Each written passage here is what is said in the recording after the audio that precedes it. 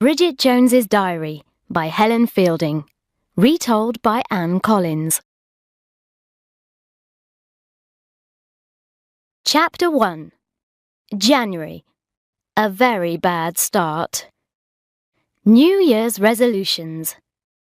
These are the things I decided I would do this year. 1.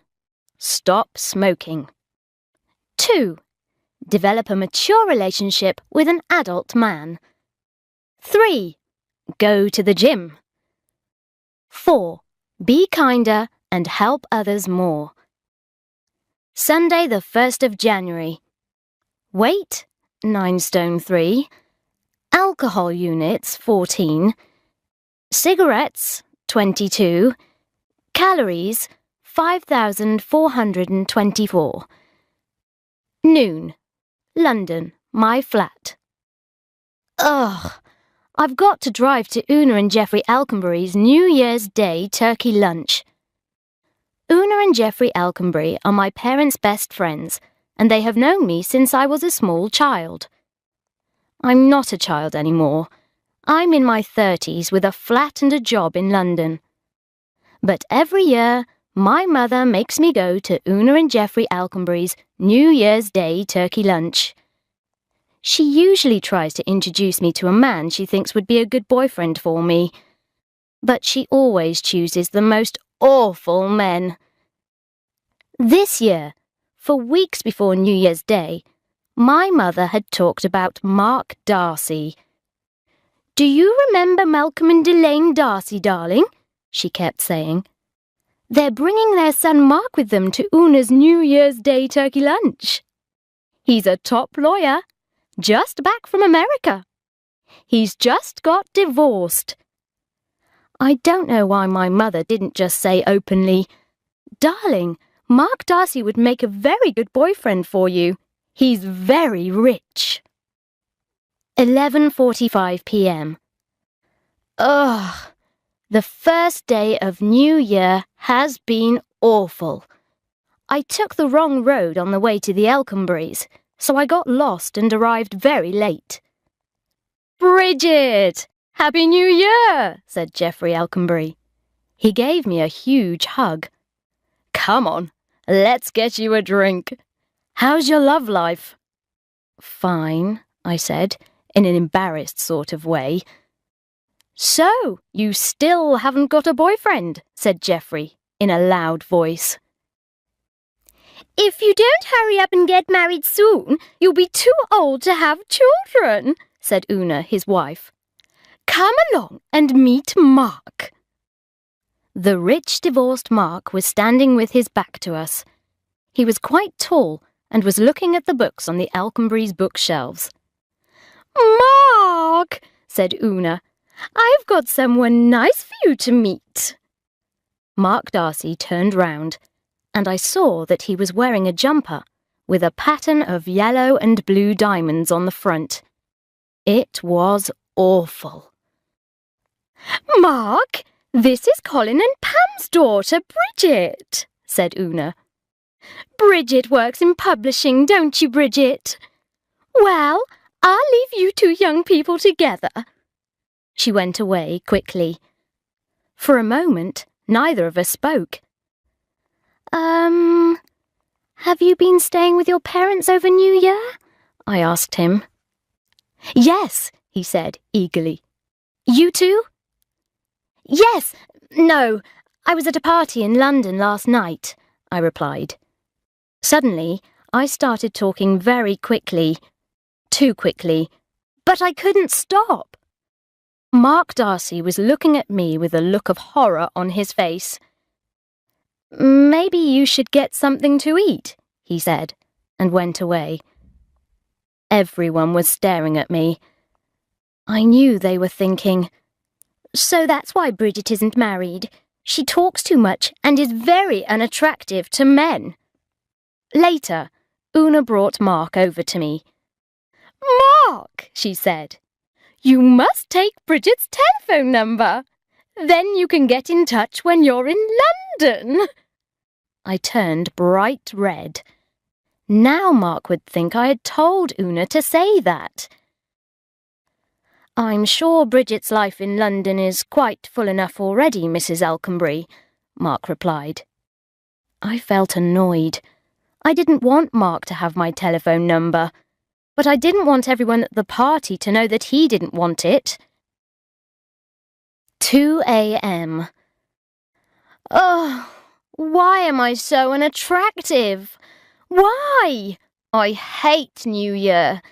I hate everyone. Except Daniel Cleaver. Tuesday, the 3rd of January. Weight, 9 stone 4. Alcohol unit, 6. Excellent. Cigarettes, 23. Calories, 2,472. 9 a.m. Ugh. I cannot face the thought of going to work. The only good thing about going to work is the thought of seeing Daniel again. 10 p.m. Ugh. Perpetua, who thinks she's my boss, talks for hours to her friends on the phone about the property she is buying with her rich boyfriend Hugo. Perpetua was wearing a tight red skirt, which made her bottom look very big. But Perpetua doesn't care about how she looks. Perpetua is a Sloane, which means she is not only rich, but also very confident. I wish I could be like that. I've been thinking about Daniel Cleaver. He asked me if I got anything nice for Christmas in a rather flirty way. I wonder if he's attracted to me. I think I might wear my short black skirt tomorrow. Wednesday, the 4th of January. Weight, 9 stone 5. Alcohol units, 5. Cigarettes, 20. Calories, 700. Very good. 4 p.m. My friend Jude just rang up in tears because her boyfriend Richard has told her he doesn't want to see her anymore. Jude's friends all call him Vile Richard because he is so horrible. He thought she was getting too serious about their relationship because she asked him to go on holiday with her. I immediately called Shazza, our other friend, and we arranged to meet Jude at 6:30 in Café Rouge. 11 p.m. Shazza, who doesn't have a very high opinion of men, gave us her ideas on Richard, and everyone else in Café Rouge heard. How dare he say you were getting too serious about him, she shouted. What is he talking about? I thought about Daniel Cleaver. Not all men are like Richard, I said. Yes, but should I call Richard or not? Asked Jude. No, said Sharon, just as I was saying, yes. Thursday, the 5th of January. Weight, 9 stone 3. Excellent. Alcohol units, 6. Cigarettes, 12. Calories, 1,258. 11 a.m. Office. Oh my God! Daniel Cleaver just sent me a message. I was sitting at my computer when new mail suddenly flashed up on my screen. Message Jones. You appear to have forgotten your skirt. Cleve. Daniel Cleaver is flirting with me. I've never sent him a message before, but I'm going to send him a funny one now. Message Cleve. Sir, I am shocked by your message. My skirt is short, but it does exist. Jones. Noon. Oh God, Daniel has not replied. Maybe he was being serious about my skirt. 12:10. Maybe he hasn't got my message yet. 12:15. Ha! Daniel is in a meeting with Simon from the marketing department. Aha! New mail. Message Jones. Your skirt is clearly absent. Is skirt off sick? Cleve. Just sending back. Message Cleve. Skirt is neither sick nor absent. Jones. Oh dear, this was the return message. Message Jones. Absent Jones, not absent. Try using a computer spell check. Cleve. Daniel walked past with Simon from marketing and gave my skirt a very sexy look. I must try and improve my spelling. Friday, the 6th of January, 5:45 p.m. I could not be happier. Daniel's last message read, Message Jones. I wish to send flowers to your skirt over the weekend. Please give me your home telephone number. Cleve. Yes! Daniel Cleaver wants my phone number! Marvellous!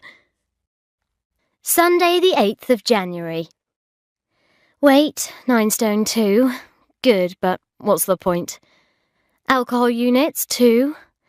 Excellent. Cigarettes, 7. Calories, 3,100. Poor. 2 p.m. Oh, God! Why am I so unattractive? I've spent 2 days staring at the phone and waiting for Daniel to call. 8 p.m. The phone rang, but it was my friend Tom. Tom helps me a lot. He listened patiently while I told him first about Mark Darcy and then about Daniel. Then Tom said, Mark Darcy? But isn't he that famous human rights lawyer? Monday, the 9th of January. Weight, 9 stone 2. Alcohol units, 4. Cigarettes, 29. Calories, 770. It was a terrible day in the office. I watched the door for Daniel all morning. Then Perpetua suddenly shouted into the phone, Daniel? He's gone to a meeting in Croydon. He'll be in tomorrow.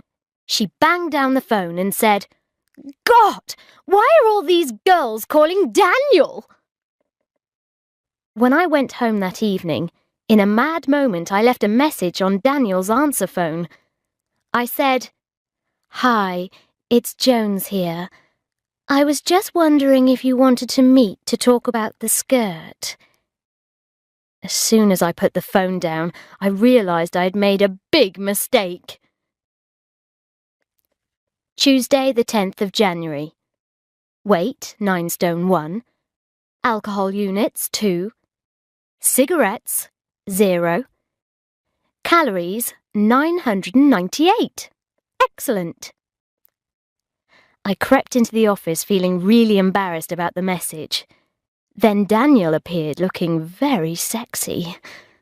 Suddenly, new mail flashed up on my computer screen. Message Jones. Thanks for your phone call. Cleve. I sent back. Message Cleve. Please shut up. I am very busy and important. Jones. And after a few minutes more, he replied. Finally, he suggested a date for Sunday night, and I accepted. Sunday, the 15th of January. Weight, 9 stone. Excellent. Alcohol units, 0. Cigarettes, 29. Very bad. Calories, 3,879. Awful. Negative thoughts, 942. 6 p.m. I am completely exhausted by getting ready for my date with Daniel. It has taken all day. Being a woman is worse than being a farmer. There's so much preparation and harvesting to do. 7 p.m. I cannot believe this has happened. I was completing the final farming touches to my face and body when I noticed the answer phone light was flashing. It was Daniel.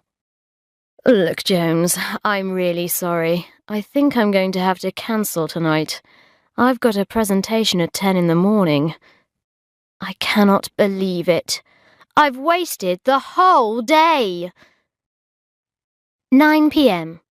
Still, Daniel is in a top job. Maybe he didn't want to come on a first date worrying about work. 11 p.m. He's probably out with someone thinner than I am. 5 a.m. What's wrong with me? I hate Daniel Cleaver. Monday the 16th of January. Weight, 9 stone 2. From where? Why? Alcohol units, 0. Cigarettes, 20. Calories, 1,500. Positive thoughts, 0. 10:30 a.m. Daniel is still in his meeting. Maybe he was telling the truth. 1 p.m. I just saw Daniel leaving for lunch. He has not sent me any messages. I feel very depressed. 11:50 p.m. I just had dinner with Tom on the 5th floor at Harvey Nichols. I wanted to talk about Daniel, but Tom talked all the time about someone new he's met, a filmmaker. Tuesday the 24th of January. Today was wonderful. At 5:30, Daniel sat down on the edge of my desk, took out his diary and whispered, "What are you doing on Friday?" Friday the 27th of January. Weight, 9 stone 3. Alcohol units, 8. Cigarettes, 400, feels like. Calories, 875. Ha! We had a dream date at a little Italian restaurant near Daniel's flat. After dinner, we went back to Daniel's flat. As soon as we were inside, he started to try and take off my skirt. Then he whispered, "This is just a bit of fun, okay? I don't think we should start a relationship with each other." But I immediately felt angry with him. "That is such rubbish," I said. "You want me to sleep with you, but you don't want to have a relationship. I am not interested in emotional cowards. Goodbye." Then I walked out of the door. I did the right thing, but now I feel depressed. I am afraid of one day being found dead in my flat, all alone, half-eaten by an ant.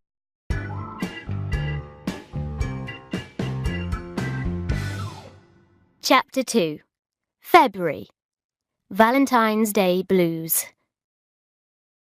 Wednesday the 1st of February. Weight, 9 stone. Alcohol units, 9. Cigarettes, 28. Calories, 3,826. On Sunday, I went for lunch at my parents' house. My mother had just returned from a week's holiday in Portugal with Una Alconbury. When I was about to leave, my dad came out to the garage. "Have you noticed anything unusual about your mother?" he asked.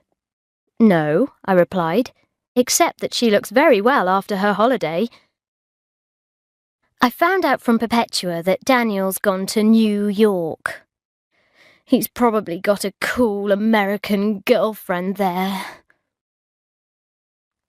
I have to go to a dinner party tonight at the house of my married friends, Magda and Jeremy.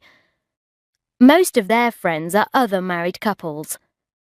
I call them the smug marrieds, because they think their lives are better than those of single people.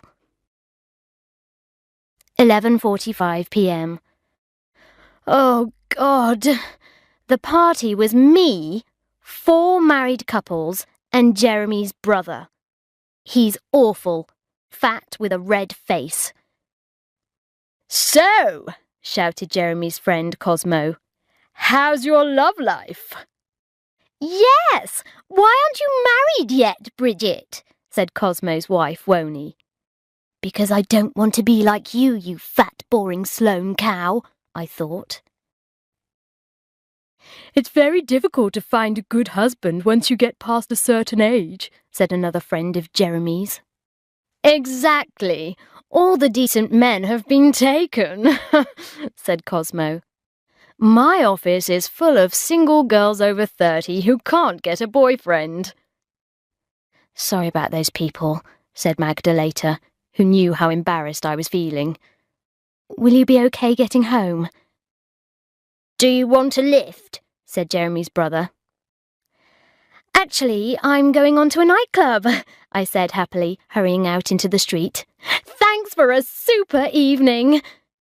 Then I got into a taxi and burst into tears. Sunday the 5th of February. Daniel still hasn't been in touch. There's only a week to go until Valentine's Day. I'm sure I won't get any cards. I think I'll go and see Mum and Dad again. I'll feel like a caring angel and won't think about Daniel. I'm worried about Dad. 2 p.m. I rang Dad, but his voice sounded very strange. Bridget, look. Your mother and I are having some problems. Can we ring you later in the week? Problems? What problems?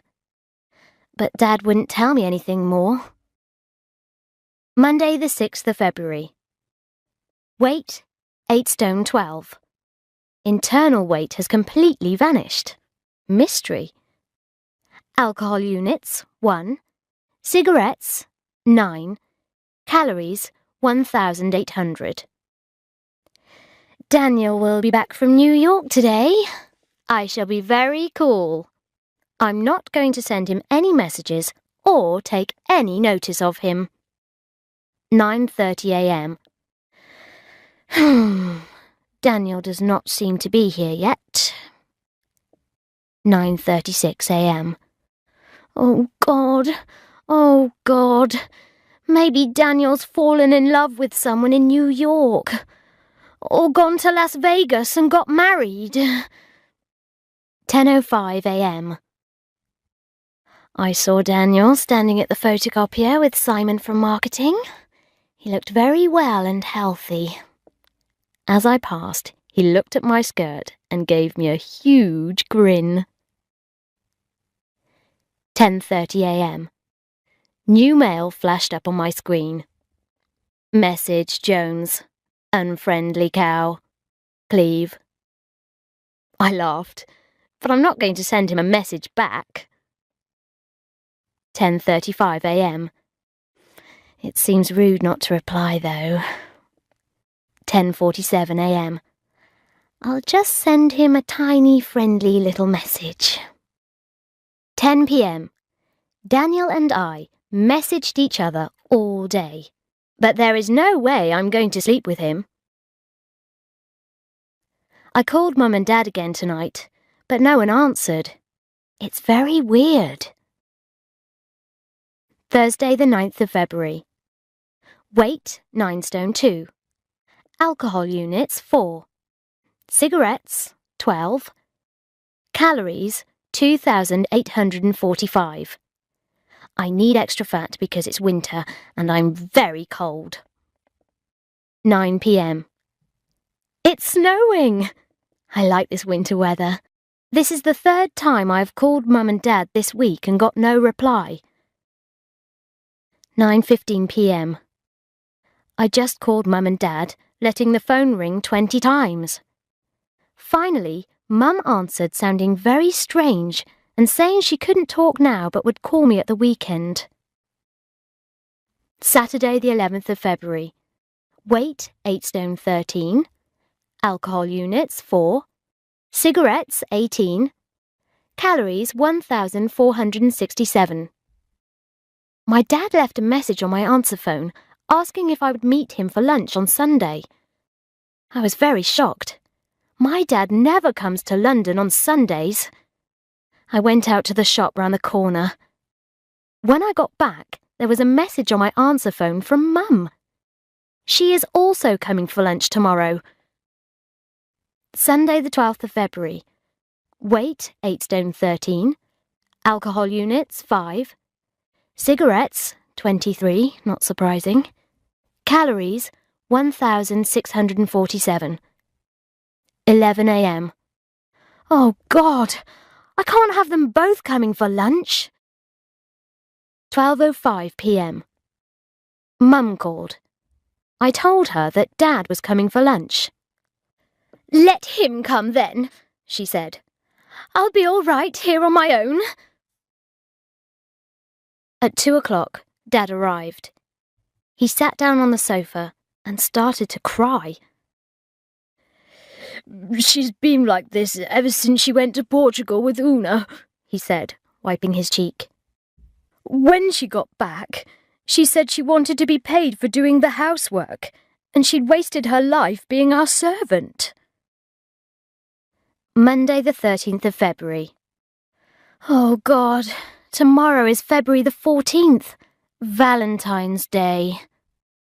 But everyone knows romance does not work.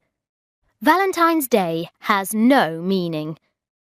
It's just a commercial occasion when companies which produce cards and chocolates make lots of money. I don't care about it. It's silly. Tuesday the 14th of February, 8 a.m. Oh, good. It's Valentine's Day. I wonder if the post has come yet. Maybe there will be a card from Daniel. There was a bunch of roses in the hallway. I rushed down and picked them up.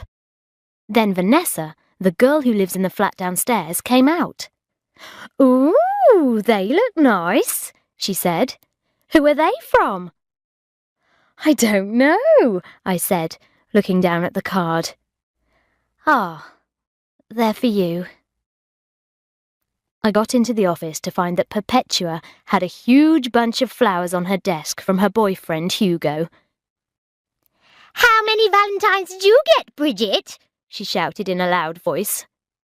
"Valentine's Day is silly and doesn't mean anything," I replied. "It's just a commercial occasion." Just then, I noticed Daniel across the room. He was listening to us and laughing. Wednesday the 15th of February. I had an unexpected surprise. I was just leaving my flat for work when I noticed there was a pink envelope on the hall table. A late Valentine, which said, "To the Dark Beauty." For a moment, I was excited, imagining it was for me. Then I remembered that Vanessa is dark-haired. 9 p.m.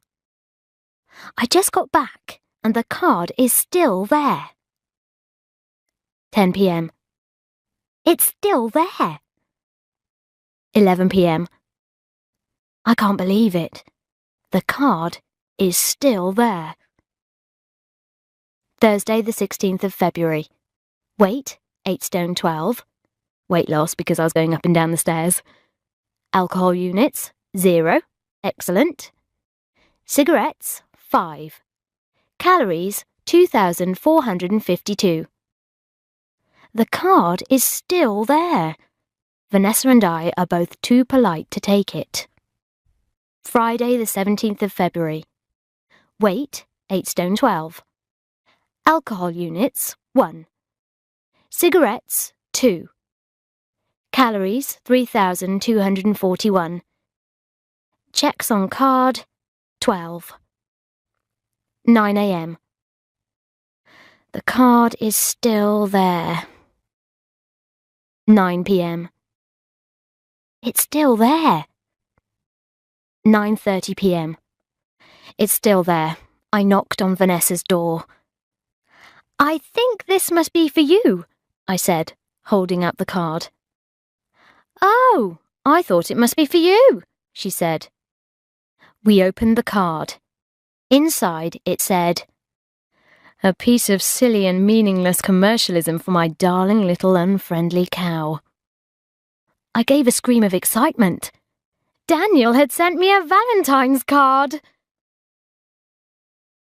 Saturday the 18th of February. Weight, 9 stone. Alcohol units, 4. Cigarettes, 6. Calories, 2,746. Correct lottery numbers, 2. At last, I found out what the problem is with Mum and Dad. Today, Mum asked me to meet her for lunch in a department store. I asked her if she was seeing someone else. "No, there's no one else," she said, staring into the distance. "But when your father retired, I realised that I've spent 35 years running his home and looking after him. You only get one life. I'm going to start looking after myself now." I went to pay the bill. Then I noticed a tall man with grey hair and a leather jacket. He was looking into the cafe and tapping his watch. I turned round and saw my mother mouthing him the words, "I won't be very long." After we said goodbye, I followed Mum. Soon she was in the perfume department with the grey-haired man, trying different perfumes. She was holding the bottles of perfume up for him to smell and laughing like a girl. Sunday the 19th of February.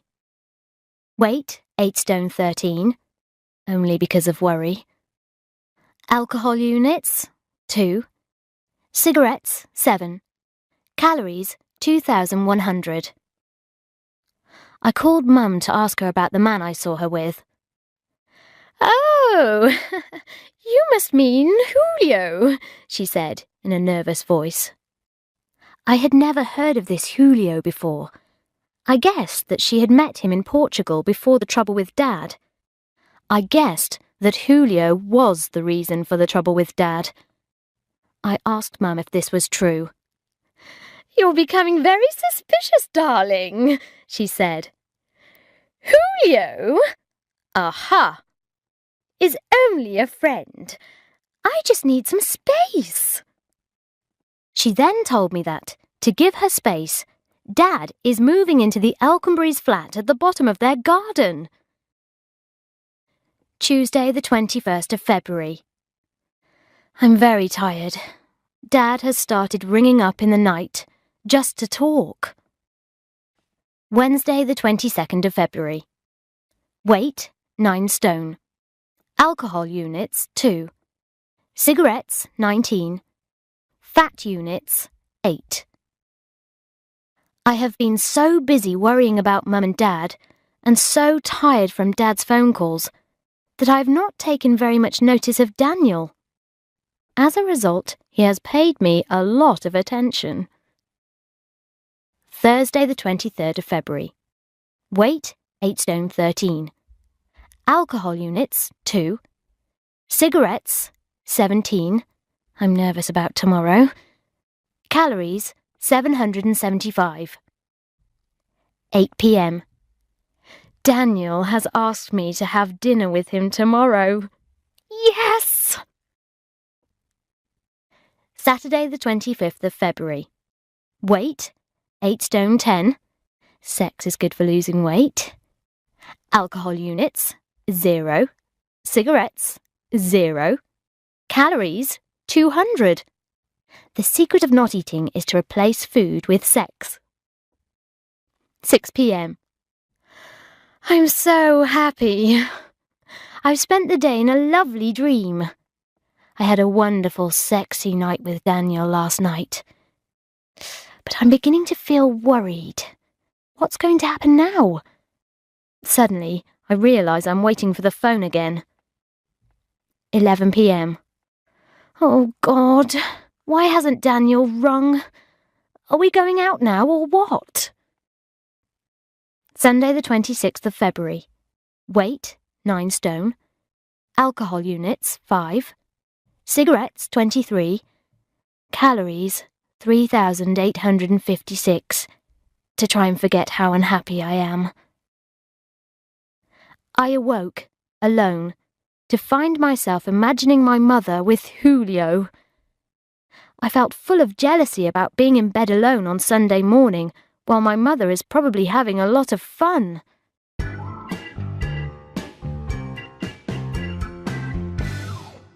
Chapter 3. March.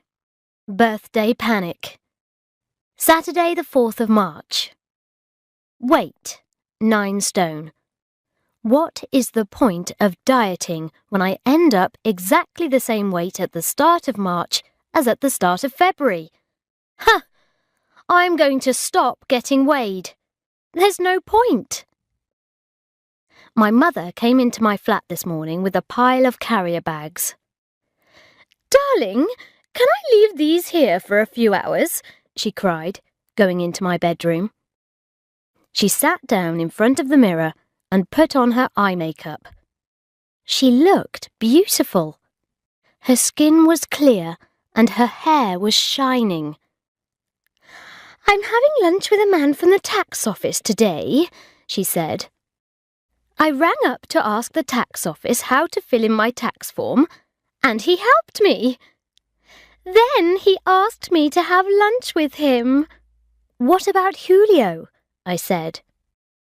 "Just because I'm friends with Julio doesn't mean I can't have other friends," she said sweetly. "Anyway, I must rush. I'm meeting him at Debenham's coffee shop at 1:15. I know what my mother's secret is. She's discovered she has power. She has power over Dad. He wants her back. She has power over Julio and the taxman. Everyone wants her. So, I have to find someone to have power over too. I'm so depressed. Daniel has been very friendly all week, but he hasn't said anything about us. Perhaps he thinks it's normal to sleep with one of your colleagues without asking to see her again. At 4:15 on Friday evening, Shazza rang me in the office. "Are you coming out with me and Jude tomorrow?" she asked. I didn't know what to say. I was thinking, surely Daniel will ask to see me this weekend before he leaves the office. "Call me if he doesn't ask," said Shazza after a pause. At 5:45, I saw Daniel leaving the office. He smiled, nodded at the computer screen, and left quickly. I looked at the computer. New mail was flashing. "Message Jones. Have a good weekend. Cleve." I felt miserable. I picked up the phone and called Shazza. "What time are we meeting tomorrow?" I asked. 8:30, she replied, "at Café Rouge. Don't waste your time thinking about him." Sunday the 5th of March, noon. We had good fun last night, but I'm confused. I told Shazza and Jude that I'd slept with Daniel, but then he hadn't asked to see me again. They both had different advice. Jude said Daniel was probably worried about work, so I should give him a chance. Shazza said he had behaved very badly, and I should tell him what I think of him. Monday the 6th of March. Weight, 8 stone 12. I have realised the secret of dieting is not weighing oneself. 11 a.m, office. I'm completely exhausted. Last night I was just lying in a nice hot bath when the doorbell rang. It was my mother, crying. "I want a career," she said. "I haven't got anything of my own." By the time my mother left, it was after 10, so I called Tom. I told him that Daniel had not called me all weekend.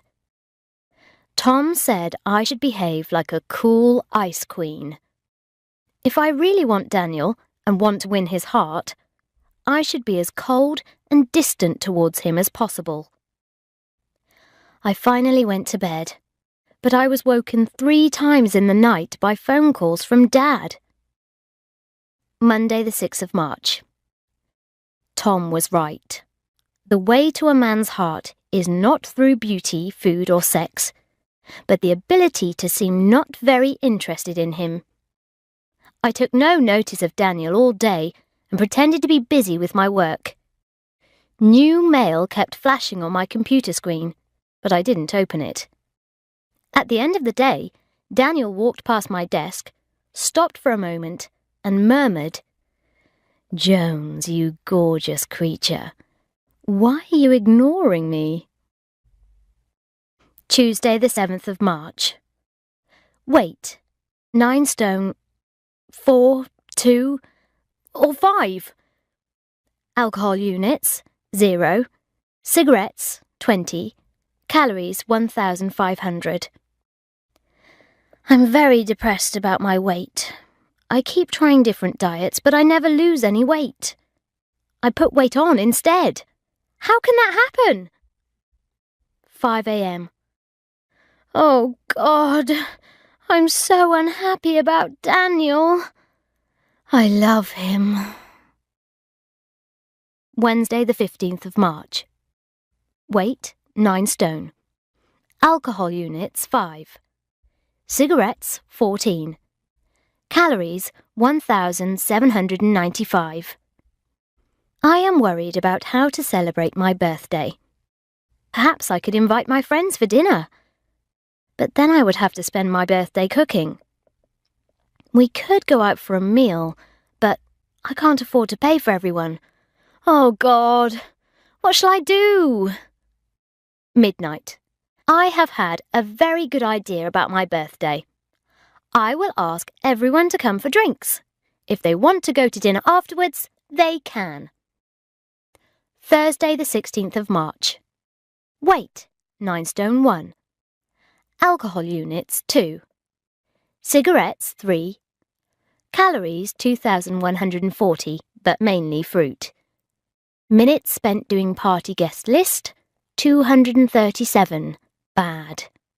I wrote down a list of people to invite to my drinks party. Me. Sharon. Jude, Vile, Richard. Tom. Magda, Jeremy. Simon. Rebecca, Martin, very boring. Woney, Cosmo. Joanna. Daniel. Perpetua. Eek! And Hugo?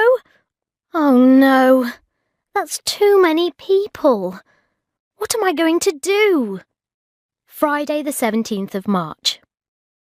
I just called Tom, who says, "It is your birthday and you should invite only who you want."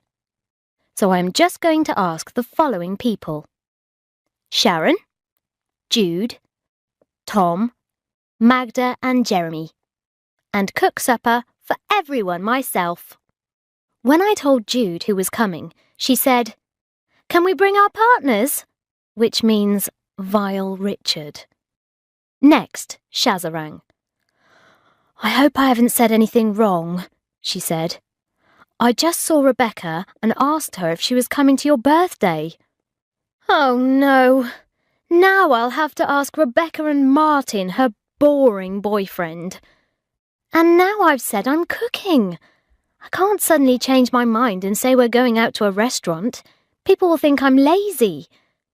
In the end, I realised I was going to spend my birthday cooking food for 15 people. Saturday the 18th of March. Weight, 8 stone 13. Alcohol units, 4. Cigarettes, 23. Very bad, as I smoked them in 2 hours. Calories, 3,827. Awful. 2 p.m. My mother burst into my flat, looking very happy. "Darling, what's the matter?" she asked. "Have you had a bad week? You look dreadful.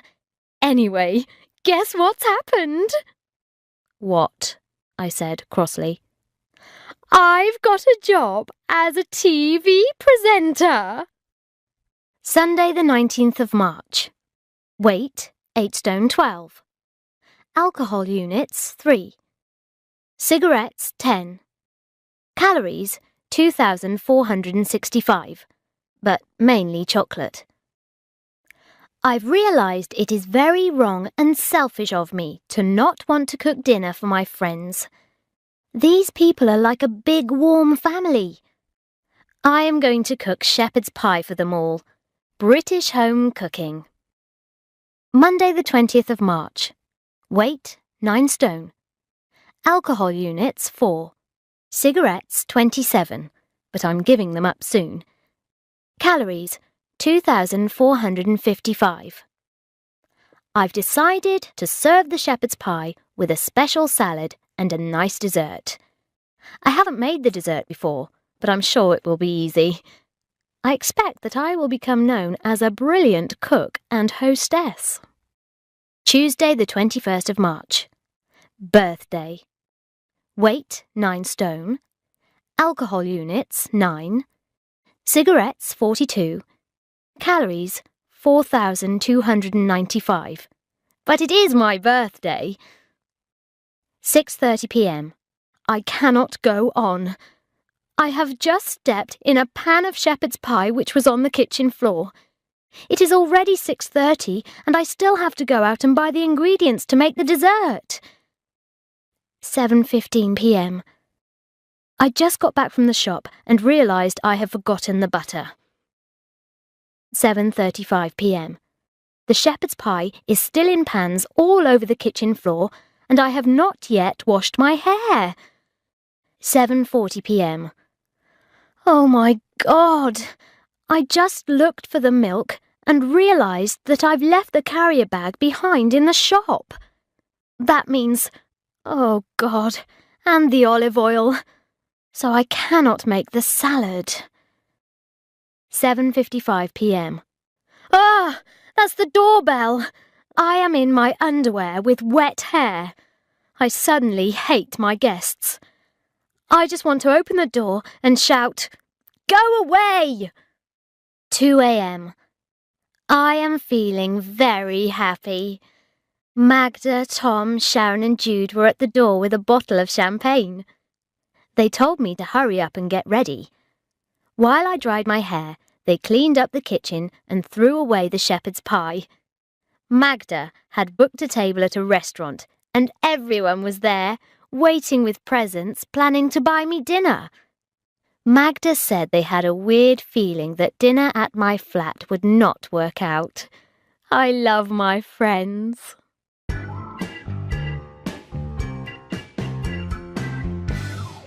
Chapter 4. April. Inner poise. Weight, 9 stone. Alcohol units, 0. Marvellous. Cigarettes, 0. Calories, 2,250. I am trying to develop inner poise. In other words, I'm trying to appear calm and relaxed. I keep repeating inner poise to myself. 9 p.m. My father called. His voice sounded very strange. "Bridget, turn your television on to BBC One." I switched on my TV. It was an advertisement for a chat show. Suddenly, I saw my mother, with her face made up and a new hairstyle. I was very shocked. One of the chat show hosts was talking. "And we'll be introducing our new presenter, Pam Jones," he was saying. "Pam is going to present our new series, Suddenly Single. Pam has recently become single herself." Dad was very upset. Mum hadn't even told him about the TV presenting job. Poor Dad. I don't think he knows anything about Julio or the man from the tax office. Thursday, the 6th of April. Weight, 8 stone 13. Alcohol units, 5. Jude's fault. Cigarettes, 2. That doesn't mean I've started smoking again. Calories, 1,765. I met Jude for a drink. Then I saw my friend Magda's husband, Jeremy, sitting in a quiet corner of the restaurant. I waved at him, but when he saw me, he looked horrified. There was a woman with him. She was A, not Magda, B, not yet 30, and C, wearing an expensive suit which I have seen in a shop but couldn't afford to buy. I walked towards Jeremy's table, but he started talking to the woman very fast. Then he looked up and smiled at me, as if to say, "It's a business meeting." I gave him a look which said, "I don't believe you," and walked on. What should I do now? Magda is my friend.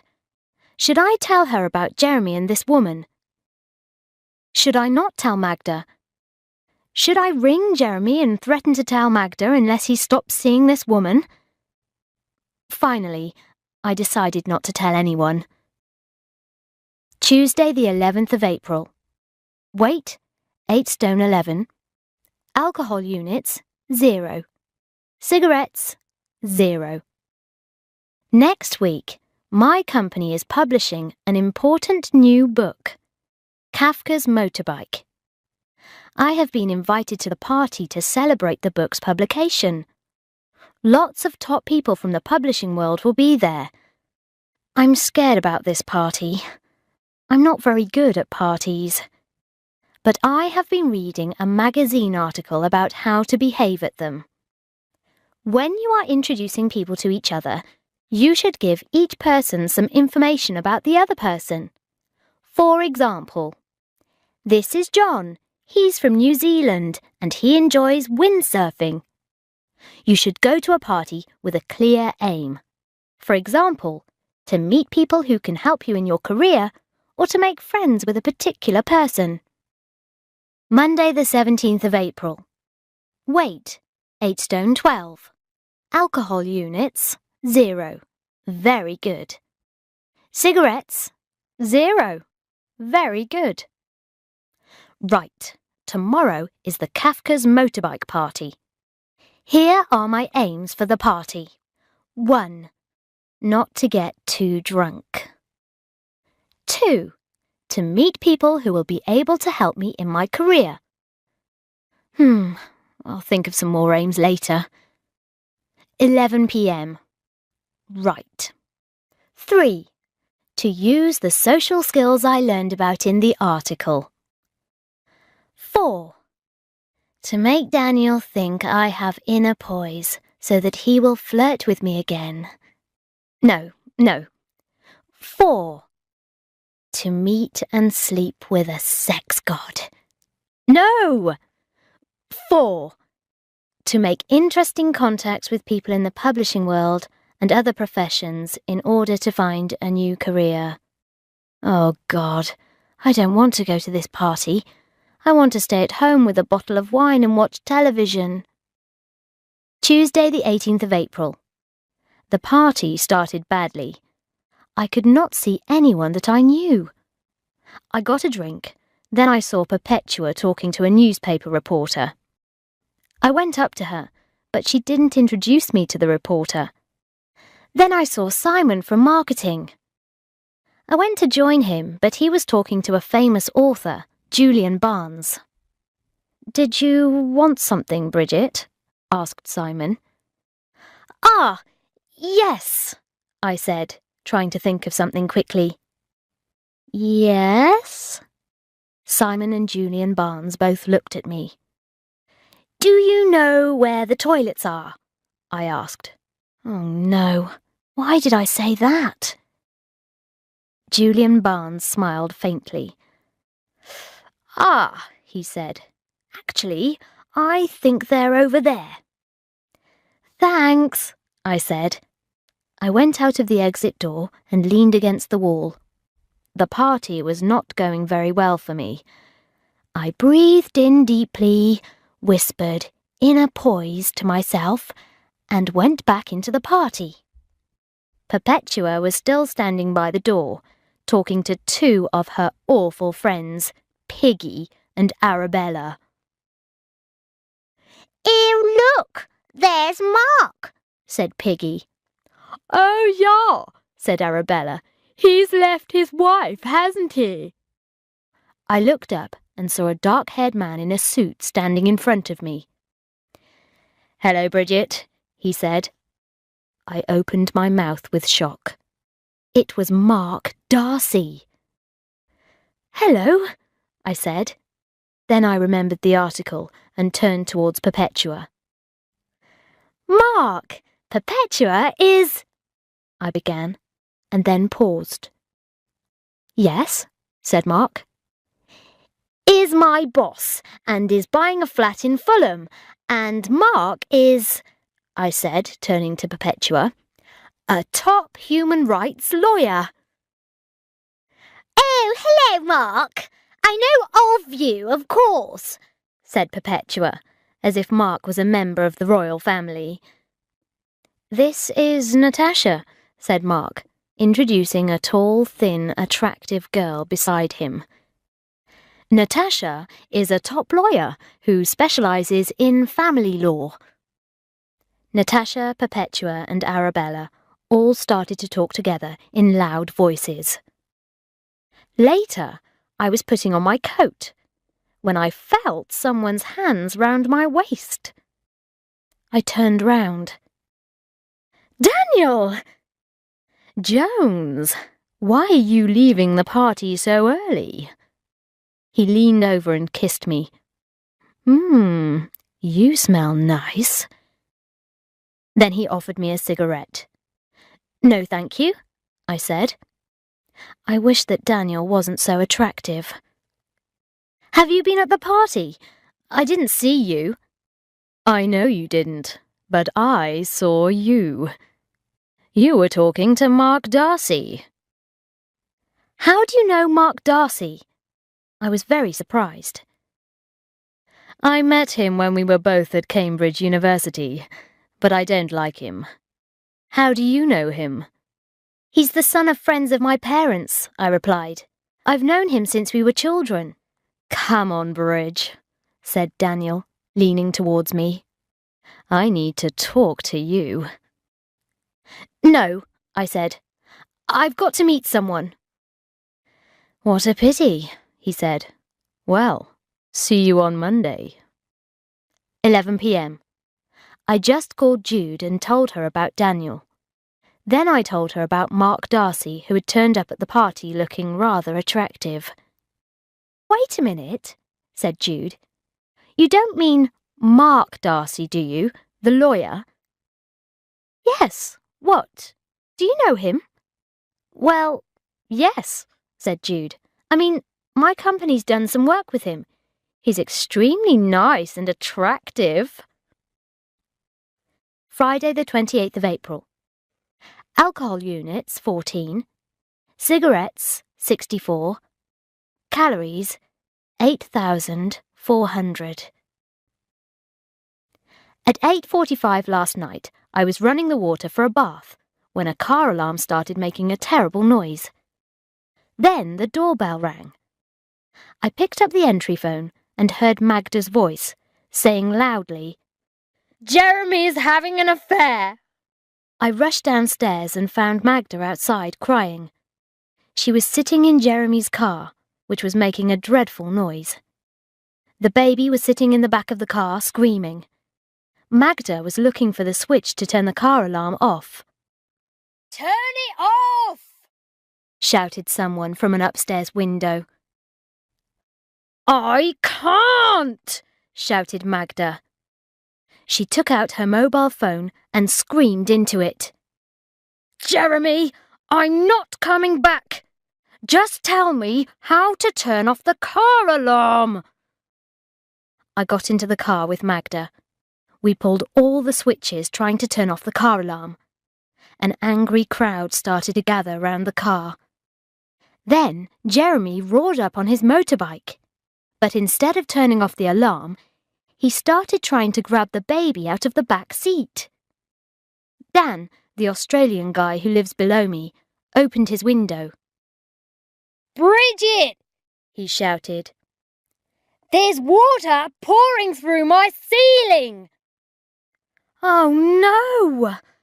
I had forgotten to turn off the bath when I rushed outside to help Magda. I ran upstairs, but I had shut the door of my flat and the key was inside. Then Dan appeared in the hall. He opened the door of the flat using a credit card. There was water everywhere. At last, Dan managed to turn off the taps. Suddenly, the car alarm stopped. I rushed to the window and saw Jeremy's car racing down the street, followed by Jeremy on his motorbike. After Dan left, The doorbell rang. I ignored it. It rang again, on and on, without stopping. I picked it up. "Darling," said a drunken voice. I knew that voice. It was Daniel. "Go away," I said. "No, let me explain." "No." "Bridge, I want to come in. I love you." "Go away. You're drunk," I said, in the strongest voice I could manage. "Jones." "What?" "Can I use your toilet?" Saturday, the 29th of April. Alcohol units, 12. Cigarettes, 57. Calories, 8,489. Excellent. It's 22 hours later, and Daniel is still here. We've eaten 4 pizzas and an Indian takeaway meal. We've smoked 3 packets of cigarettes and drunk 3 bottles of champagne. I am in love. I may also be A. Smoking 30 cigarettes a day. B. Engaged. C. Stupid. D. Pregnant.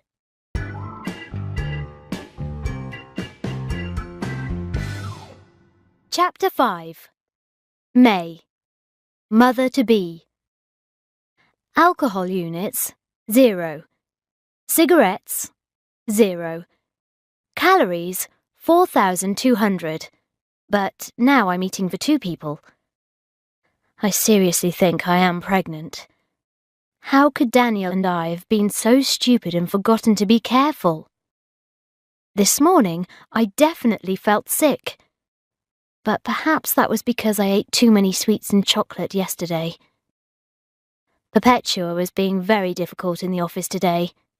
She talked for 45 minutes to one of her friends about the flat she's buying with her boyfriend, Hugo. But I didn't care.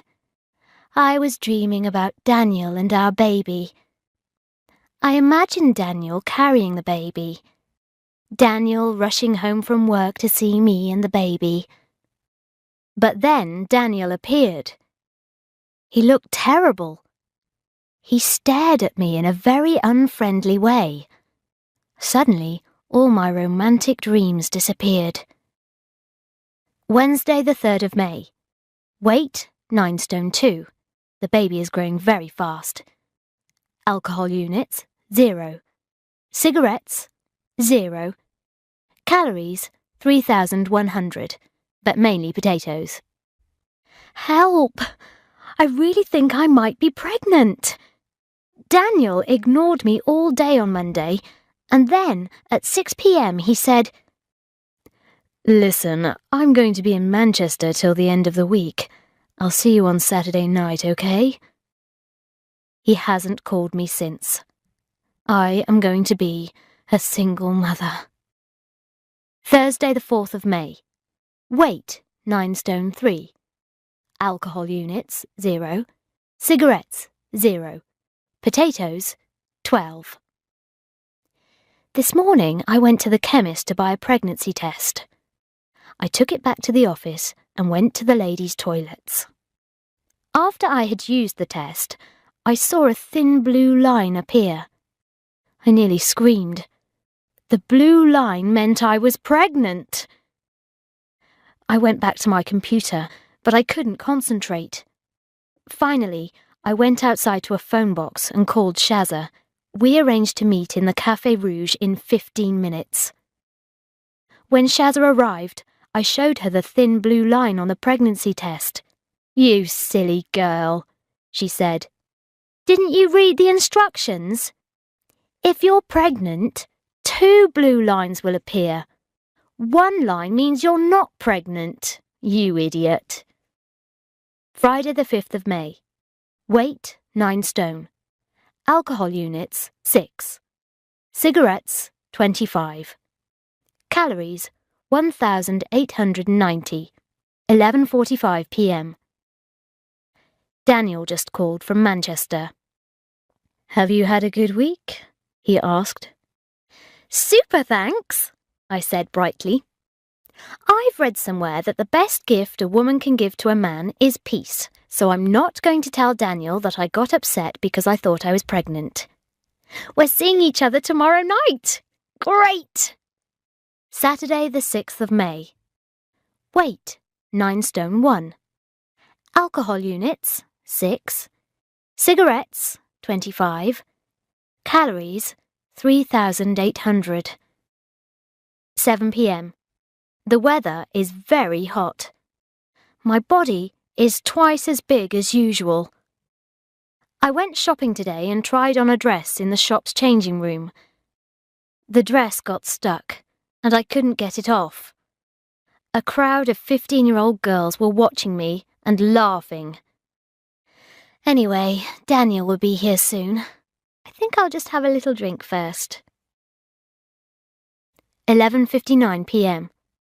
I'm in the kitchen having a cigarette. Daniel is asleep. Actually, I think he's pretending to be asleep. It's been a very strange evening. Daniel didn't seem interested in sex at all. We sat watching television. Later, in bed, Daniel put on his reading glasses and read a book for 25 minutes. Then he switched off the light and went to sleep. I preferred Daniel when he was always wanting sex with me. Saturday the 13th of May. Weight, 9 stone 1. Cigarettes, 7. Calories, 1,145. I had a really great evening last night. Sharon and Jude came round and brought wine and food with them, so I didn't have to do any cooking. Jude was depressed because vile Richard wants to end their relationship.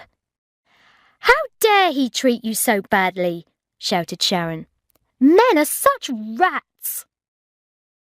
Just then, the doorbell rang. "Oh, hello, darling," said Daniel in a gentle, polite voice. "I rang earlier and left a message on your answer phone. I've been working late, but I so much wanted to see you. Can I come up?" "All right then," I said, crossly.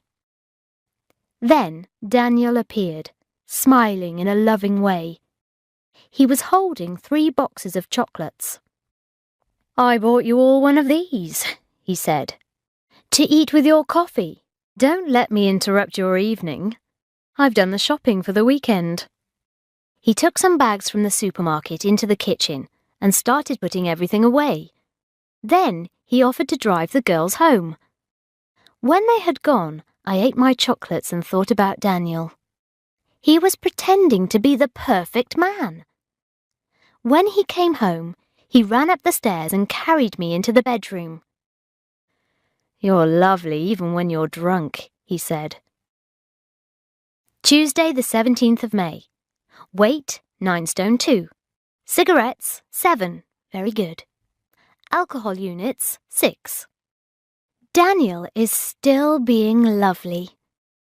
How could everyone have been so wrong about him? I keep dreaming about living with him and running along beaches together. I'm just going to meet Magda. 11 p.m. I had supper with Magda, who is very depressed about Jeremy. She told me that her friend Woni had seen Jeremy with a girl in a club. Magda asked me if I knew anything about the girl, so I told her about the girl I had seen with Jeremy. It sounded like the same girl. "You should enjoy being single while you can, Bridge," said Magda. "It's very hard work staying at home and looking after kids. But Jeremy thinks my life is just a long holiday, and now he's dreaming about girls in clubs." Magda is so beautiful. I thought how difficult life is for us girls. We always want what we haven't got. I'm always thinking that my life is empty and useless. I don't have very much money, and all I do is go out and get drunk with my friends every Saturday. Magda is married and lives in a beautiful house with her husband and 2 children. and she's telling me I'm lucky. Friday the 19th of May. Weight, 8 stone 12. Alcohol units, 4. Cigarettes, 21. Bad. 4:30 p.m. The phone rang while I was still at work. It was my mother. "Hello, darling," she said. "Guess what? I've got the most marvellous opportunity for you. You're going to be on television. I'm coming round to your place with the TV crew at 10 o'clock tomorrow. The TV people want me to interview someone younger than I am for Suddenly Single." "I'm not suddenly single," I shouted. "I've got a boyfriend." "Oh, please, darling. I've told them I've found someone. Please. I've never had a career all my life, and now I'm getting old and I need something for myself," she said, talking very fast. "Well, won't the people notice I'm your daughter?" I could hear her talking to someone in the background. Then she came back and said, "We won't show your face. Oh, please, Bridget." The truth is that I've always secretly liked the idea of being on television. Saturday the 20th of May. Weight, 9 stone 3. Why? Why?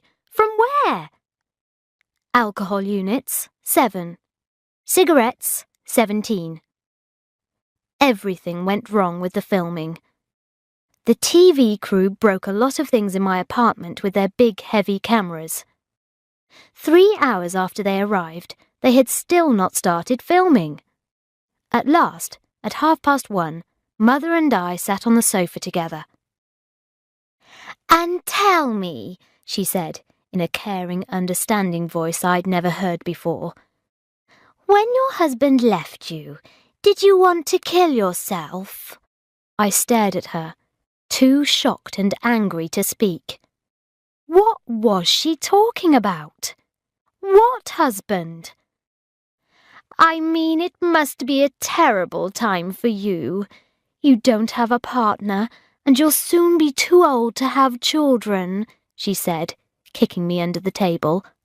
I kicked her back, and she let out a little noise. "Don't you want a child?" she asked. At that moment, someone at the back of the room laughed loudly. I had forgotten that Daniel had stayed last night. He had been asleep in the bedroom. "If Bridget had a child, she'd lose it," he said, laughing loudly. Sunday the 21st of May. My mum is not speaking to Daniel or me, because Daniel told the TV crew I was her daughter. Maybe she'll leave me alone now. I'm really looking forward to the summer. It will be so lovely having a boyfriend when it is warm.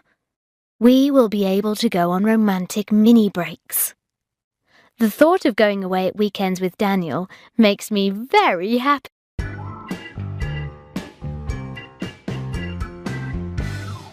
Chapter 6.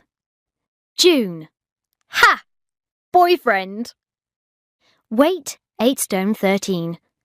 Alcohol units, 5. Cigarettes, 25.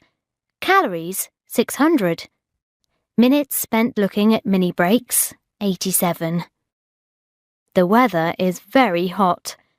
I'm finding it impossible to concentrate on anything except being on lovely mini breaks with Daniel. I keep imagining us lying in grassy places or by rivers, or having a drink and watching the sunset over the sea. I imagine us having dinner by candlelight in hotels in the country, and then making love all night. Tomorrow, I expect we will go to the park, or out to a lovely pub in the country for lunch. It is marvellous having a boyfriend. Sunday the 4th of June, 7 p.m. Daniel has just gone home.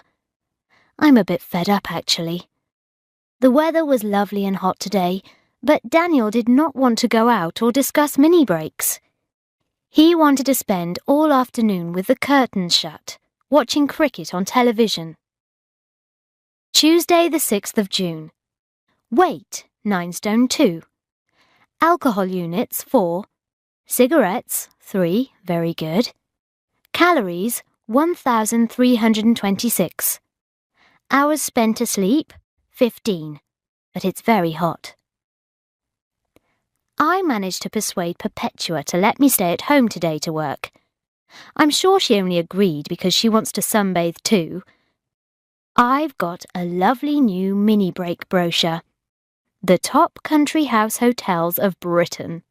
Marvellous. I'm imagining sexy and romantic scenes with Daniel in all the bedrooms and dining rooms. 11 a.m. Right, I'm going to concentrate on my work now. 11:35 a.m. I don't know why, but I've just started imagining that Daniel is having an affair with someone else. Am I taking our relationship too seriously? Is Daniel having an affair? 12:40 p.m. I'm very hot in my shorts and t-shirt. I think I'll change into a long dress. 1 p.m. Lunchtime! At last, a bit of time off from work. 2 p.m.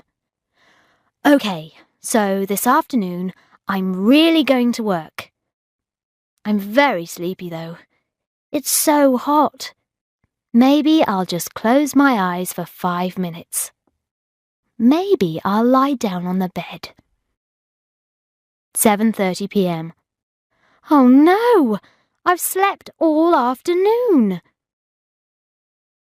Sunday the 11th of June. I've just wasted another Sunday watching cricket on television with Daniel. Everybody else is outside enjoying the hot weather and having fun picnics in the park. But I'm stuck inside with the curtains closed, watching TV. Sunday the 18th of June. Weight, 8 stone 12. Alcohol units, 3. Cigarettes, 17. This was the third Sunday I have spent watching cricket with Daniel. Suddenly, I decided that I couldn't bear it any more. Why can't we go on a mini break? I asked. Why? Why? That's a good idea, said Daniel. Why don't you book somewhere for next weekend? Book a nice country hotel. I'll pay. Wednesday the 21st of June. Weight, 8 stone 11. Very good. Alcohol units, 1. Cigarettes, 2. Minutes spent looking at mini break brochures, 237. Bad. Daniel has refused to discuss the mini break anymore or look at the brochure, and has told me not to mention it until Saturday. How can he expect me not to be excited? I have dreamed about this for so long. I have booked a lovely hotel. It looks perfect from the brochure, and even has a lake and a gym. But what if Daniel doesn't like it? Sunday the 25th of June. Weight, 8 stone 11. Alcohol units, 7. Cigarettes, 2. Calories, 4,587. Oh dear. Oh dear. The weather has changed, and suddenly it is freezing cold. I have brought only swimsuits, bikinis, and a long summer dress with me. I haven't brought anything for the cold weather. There is a large wedding party at the hotel. Daniel and I are the only guests staying at the hotel who are not part of the wedding party. 5:30 p.m. It's very cold. Daniel and I went down to the lake and took a rowing boat out on the water. But I didn't enjoy it because it was so cold. So we came back to our room for a hot bath. As I came out of the bath, Daniel was lying on the bed laughing. I've got a new diet for you, he said. So you do think I'm fat, I replied. Don't be like that, Bridge, he said. I keep telling you that men don't like thin women. They like women with large bottoms. I thought about this and wondered if Daniel was right. I'll just put the TV on, Daniel said. He closed the curtains so that the room was in darkness. After a few minutes, he began to watch the cricket. Then he lit a cigarette and called room service to order 6 cans of beer.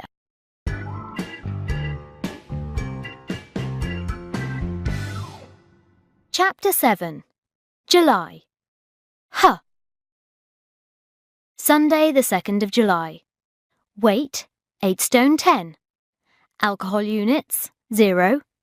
Cigarettes, 0. Calories, 995. 7:45 a.m. Mum just rang. "Oh, hello, darling," she said. "Guess what?" "I'll just go into the other room," I said. I looked nervously over towards Daniel. Then I took the phone into the next room. My mother kept on talking. "Hello? Oh, hello, darling. Guess what?" she said again. "What?" I asked. "Una and Geoffrey are having a fancy dress party in the garden on the 29th of July. Don't you think that's fun? Anyway, we thought it would be super if you and—" She paused. "Daniel could come. We all want to meet him." "I don't think Daniel would really want to—" I began.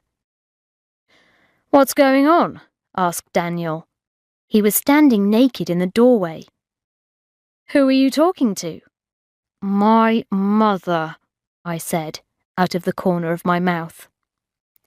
"Give it to me," he said, taking the phone.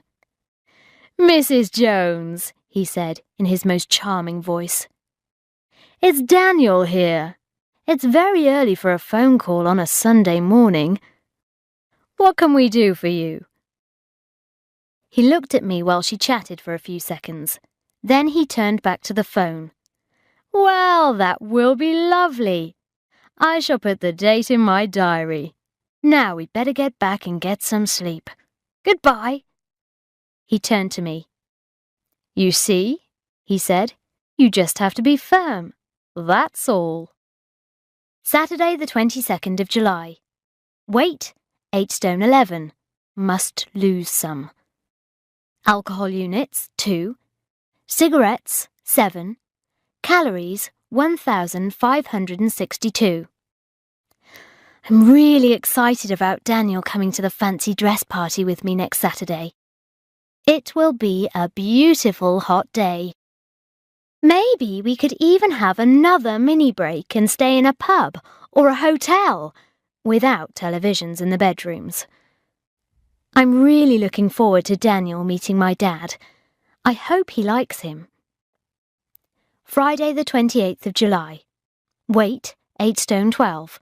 Must go on a diet tomorrow. Alcohol units, 1. Cigarettes, 8. Calories, 345. Daniel was really sweet tonight and helped me choose my costume for the party.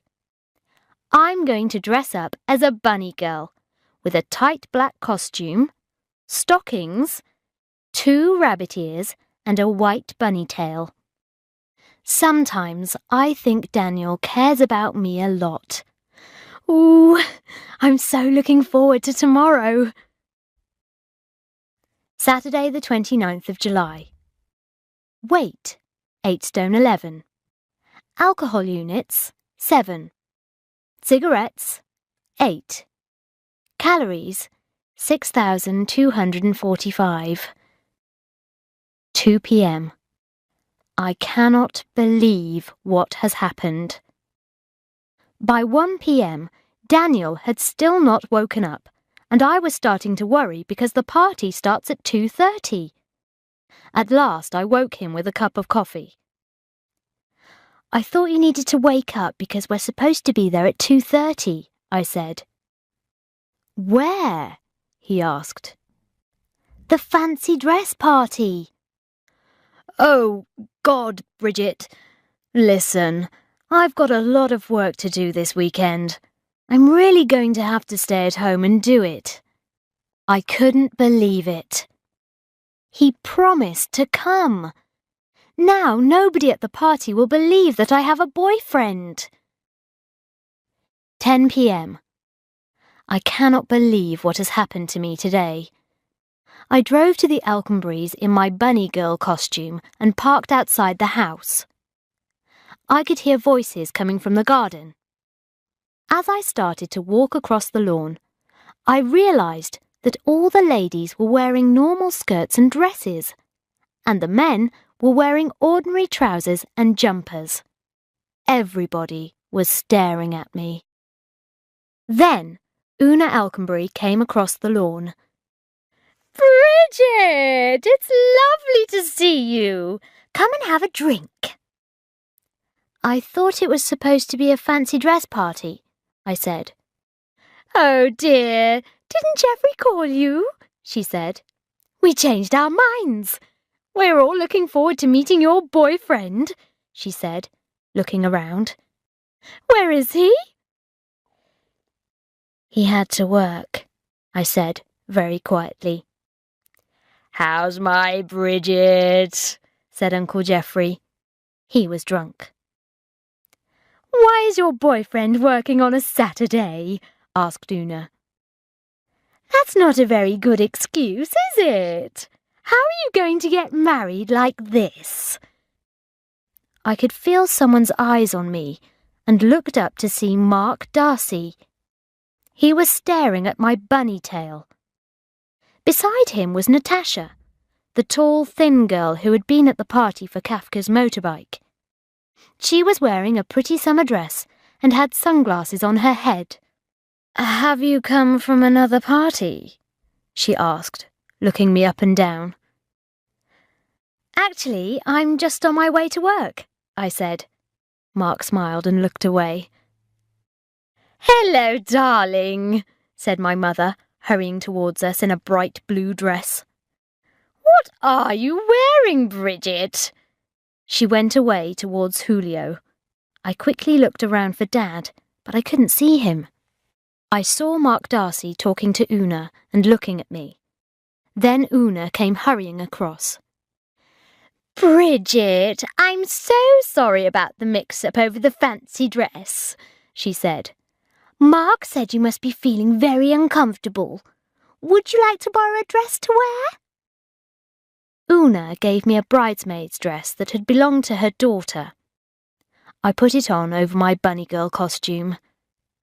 Later, Una was talking to me when Mark came up.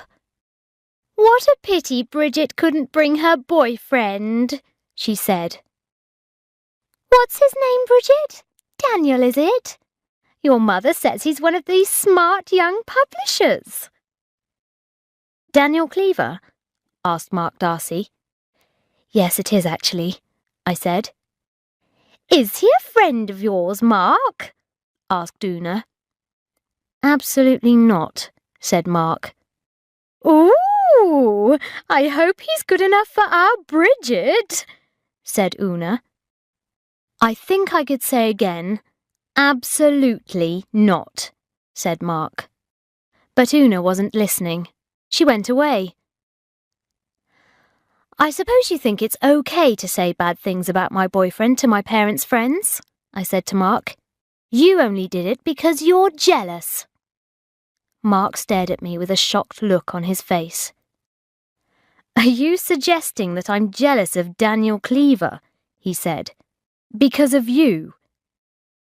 "No, not because of me," I said. "Mark, darling," said Natasha, coming across the lawn, "come and talk to your mother." "Just take care of yourself, that's all," Mark said to me. "And tell your mum to look after herself as well." He looked over towards Mum and Julio. I left the party shortly afterwards. I sat in my car for a few minutes smoking a cigarette before I felt calm enough to drive. When I got back to London, I decided to go round and see Daniel. I rang the doorbell of Daniel's flat. There was no answer. I rang the doorbell again. Still no answer. Then I looked up at the window and saw Daniel's face. I smiled, waved at him, and pointed to the door. His face disappeared. I waited. Then I rang the doorbell again. At last, Daniel's voice said on the entry phone system, "Hi, Bridge. I'm just on the phone to America. Can I meet you in the pub in 10 minutes? "Okay," I said happily, and started walking towards the pub. When I reached the corner, I turned round. Daniel was at the window again, watching me. Why was he watching me? Why hadn't he answered the door first time? Why didn't he let me come up straight away? Suddenly, I knew the answer. He was with a woman. I went back to his flat and rang the doorbell again. "Let me in," I said when he answered. "I told you, I'm on the phone." "Let me in, Daniel," I said. "Just open the door." At last, Daniel let me in. I knew there was a woman in Daniel's house. I just knew. We stood looking at each other in the sitting room. "What have you got on?" asked Daniel. "A bridesmaid's dress," I said. I had forgotten I was wearing Una's daughter's dress. "Would you like a drink?" asked Daniel.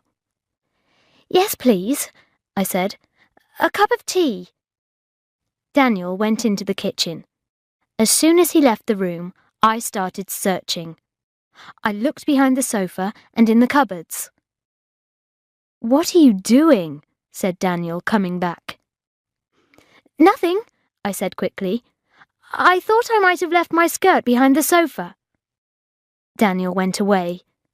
I went out of the living room to the bathroom.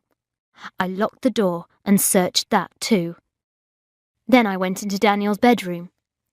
Daniel was there holding up a pair of jeans. "Bridge," he said. "What are you doing in here?" I came in here to look for you," I said. "I'll go and make the tea," he said. He pushed me out of the bedroom and shut the door. I walked ahead of him back to the kitchen. Suddenly, I saw the door which led up to the terrace on the roof. I opened the door, ran up the stairs, and opened the door at the top. There, spread out on a sunbed, was a golden, long-legged, naked woman. She raised her head, lifted her sunglasses, and looked at me with one eye closed. I heard Daniel coming up the stairs behind me. "Honey," said the woman in an American accent, looking over my head at him. "I thought you said she was thin."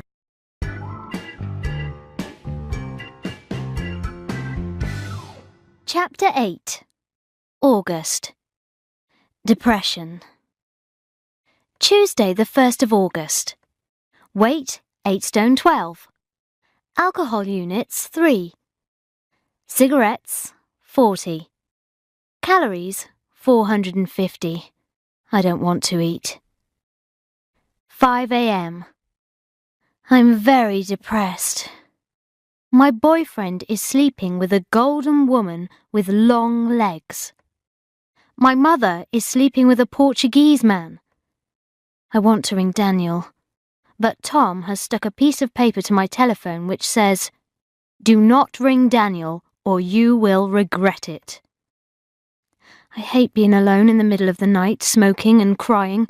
Oh God, what's wrong with me? Why does nothing ever work out? It's because I'm too fat. Shall I ring Tom again? No, I only rang him 45 minutes ago. After I found the woman on the roof, I didn't say anything to Daniel. I walked downstairs, got into my car, and drove away. I went straight to Tom's. Tom gave me a large drink. When I got home, there were 3 messages from Daniel on my answer phone asking me to call him, but I didn't. Oh God, the birds have started singing. I have to go to work in 3.5 hours. I can't do it. Help! Help! I've had an idea. I'll ring Mum. 10 a.m. Mum was brilliant. Darling, she said, of course you haven't woken me. I'm just leaving for the TV studio. I can't believe you're acting this way over a stupid man. Forget about him. Go back to sleep. Go into work looking beautiful. Let everyone, including Daniel, see that you don't care about him. You'll be fine. Oh, but Mum, I have to work with Daniel. Darling, that's the wrong way round. He has to work with you. Anyway, it's time you got out of that job.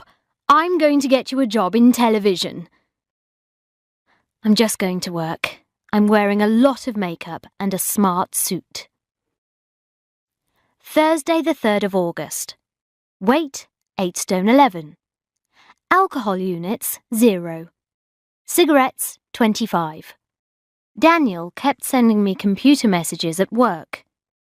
We should talk. I didn't take any notice of them. But then, tonight, he came up to me outside the office as I was leaving. Darling, please, we really need to talk. I foolishly went for a drink with him. He kept saying, I feel so terrible, I really miss you. But when I said, oh, Daniel, I miss you too, he said, the thing is, Suki and I... Suki? I said. What a strange name. Oh, I can't explain. It's very special. I'm sorry, love, he said, taking out his credit card and trying to get the attention of the waiter. But we're going to get married. Friday the 4th of August. Negative thoughts. 600 every minute. Crying attacks, 12, but only in the toilets. Office, 3rd floor toilets.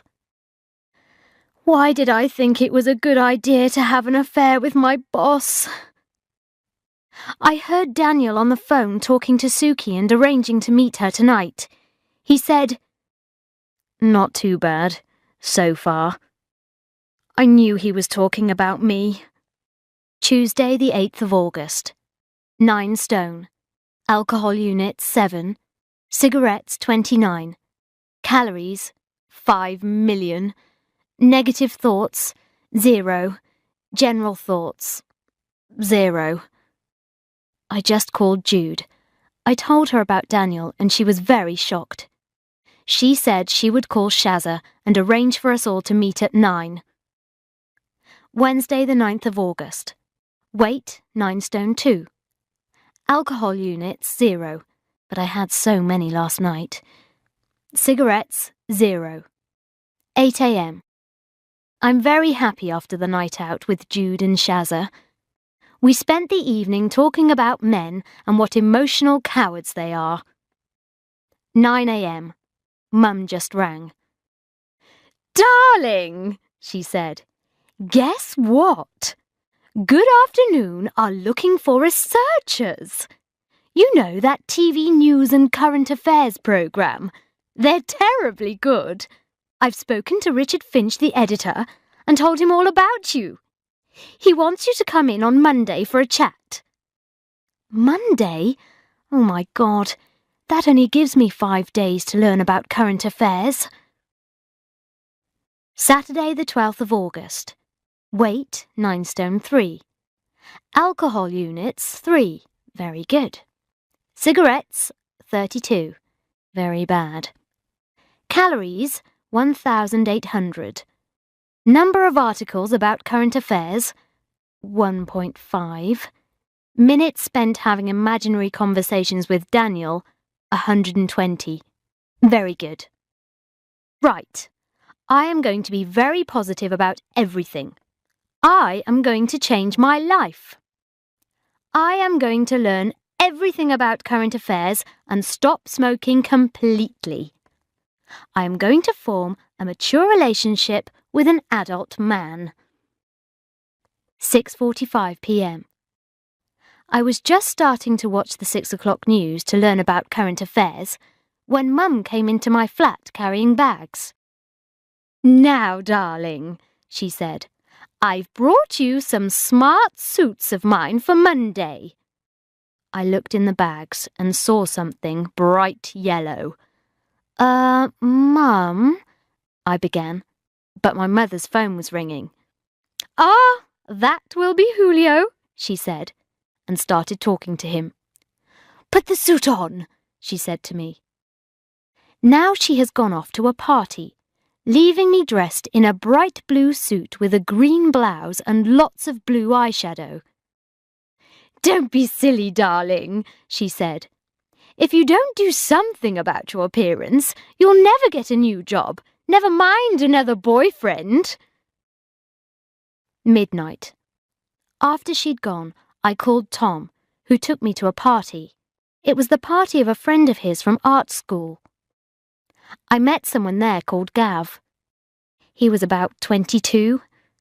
But then I saw Daniel, and I felt really upset again. I went into the toilets and started to cry. Tom was waiting outside. "Come and talk to Gav," he said. "He really likes you." But then he looked at my face and said, "Oh dear, I'll take you home." It's no good. When someone leaves you, you miss them very badly, and you feel that there's something wrong with you. They didn't want you, so you lose all your confidence. Sunday the 13th of August. I couldn't sleep last night, so I tried to read a magazine. There was a photo of Mark Darcy inside. It was in an article about London's 50 most eligible bachelors. The 50 richest unmarried men in London. Monday the 14th of August. I'm terrified about my interview with Good Afternoon. I've told Perpetua I have to go to the doctor's. Oh, the telephone is ringing. I can't believe it. It was Richard Finch's personal assistant.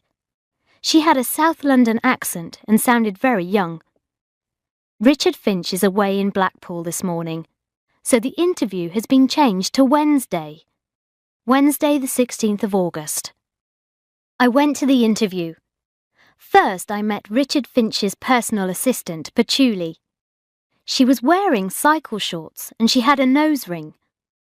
Several men were sitting round a table. Most of them were very young. But one of them was middle-aged with curly blonde hair. This was Richard Finch. He was talking to the young men excitedly. Suddenly, he looked at me. "You must be Bridget," he shouted. "Tell me, why do you want a job in television?" My mind went blank. I couldn't think what to say. I couldn't remember anything about politics or current affairs. I have to leave my job because I slept with my boss," I said. There was a silence. Then Richard Finch started to laugh, and all the young men started to laugh as well. "Bridget Jones," said Richard at last. "Welcome to Good Afternoon. Take a seat, my darling." Monday the 28th of August. I got a letter from Richard Finch offering me a job, I think. This is all it said. "Okay, my darling, you're on." Tuesday the 29th of August. Weight 9 stone 2. Alcohol units 0. Very good. Cigarettes 3. Good. Calories 1,456. 10:30 a.m. Office. I just called Patchouli. She said I must start in a week. I don't know anything about television, but I don't want to work with Daniel anymore. I had better go and tell him. 11:15 a.m. I can't believe this. Daniel stared at me, white-faced. "You can't do this," he said. "Have you any idea how difficult the last few weeks have been for me?" Then Perpetua burst in. She must have been listening outside the door. "Daniel," she shouted, "how can you be so selfish? It was you who finished with Bridget, so let her go." I suddenly love Perpetua.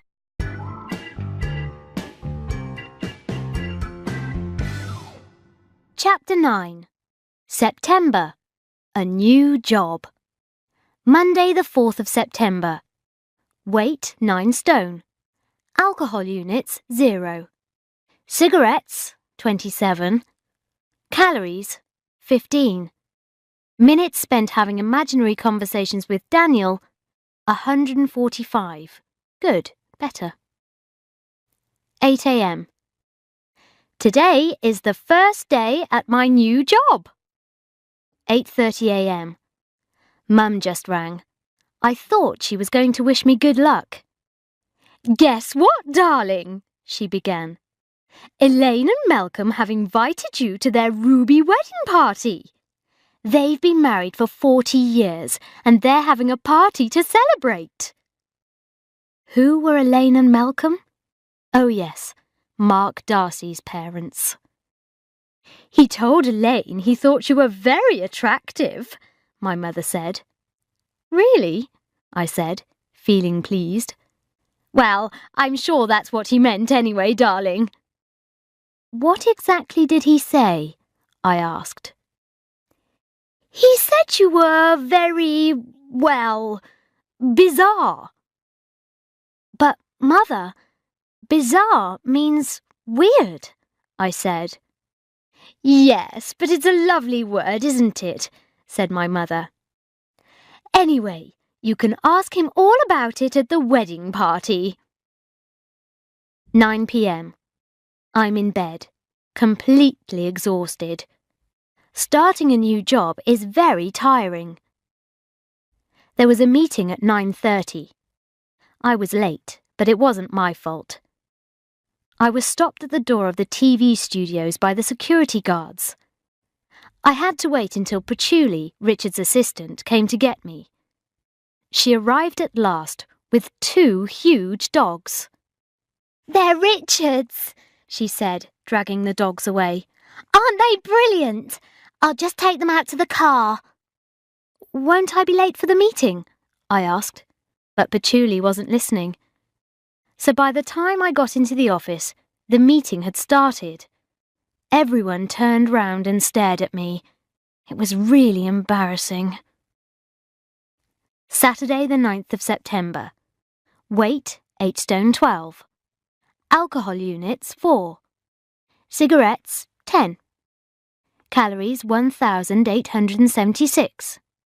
Minutes spent having imaginary conversations with Daniel 24. Excellent. 11:30 a.m. I was just preparing my breakfast when suddenly my mother burst into my flat. "Guess what, darling?" she said. "What?" I asked. "Malcolm and Elaine are having the Ruby wedding party at Mark's house. Mark's bought a big house in Holland Park, that very fashionable area. What are you going to wear?" "Are you going with Julio or Dad?" I asked. "Oh, darling, I don't know. Probably both of them," she said. "You can't do that." "But Daddy and I are still friends, darling. I'm just friends with Julio as well.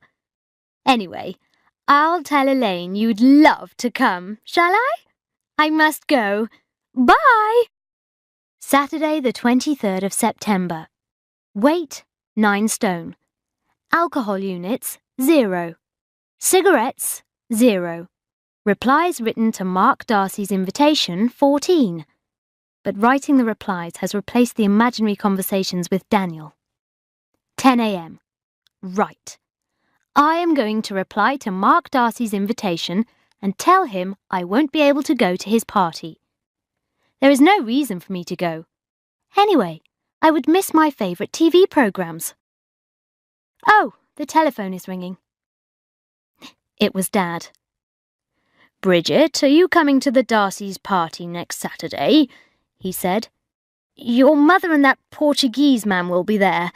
I want to show them I don't care and I need you to support me. Please come." 11:30 a.m. I've replied to Mark Darcy. I've accepted his invitation. Tuesday the 26th of September. Weight 8 stone 13. Alcohol units 0. Cigarettes 0. Calories 1,256. Thoughts about Daniel 0. Negative thoughts 0. I'm getting on really well at Good Afternoon. I think I might have a special talent for popular TV programmes. Richard Finch has got an idea about fire stations. He wants me to go to a fire station in Lewisham in South London and interview the fireman. I have to go there tomorrow at 11 a.m. I'm going to be on television. I am going to ring all my friends and tell them to watch the programme. I'm going to tell Mum straight away. Wednesday the 27th of September. Weight 8 stone 11. I've lost weight because I'm so embarrassed. Alcohol units 3. Cigarettes 0. I wasn't allowed to smoke in the fire station. But then I had 12 within an hour. Calories 1,584. 9 p.m. I've never been so embarrassed in my life. I spent all day getting ready for the interviews at the fire station. Richard Finch had told me that when they started filming at 5 o'clock, I had to slide down the fireman's pole. The firemen use this pole when they are called out to an emergency. At 5 o'clock, I was ready at the top of the pole. Suddenly, I heard Richard's voice in my earpiece shouting, "Go, go, go, go, go!" So I started to slide down the pole. Then he shouted again, "Newcastle, go, go, go! Bridget, wait in Lewisham. We'll film you in about 30 seconds." But it was too late. I was halfway down the pole. I started to try and pull myself back up. Then suddenly Richard shouted again, "Bridget, what are you doing? The camera's on you now.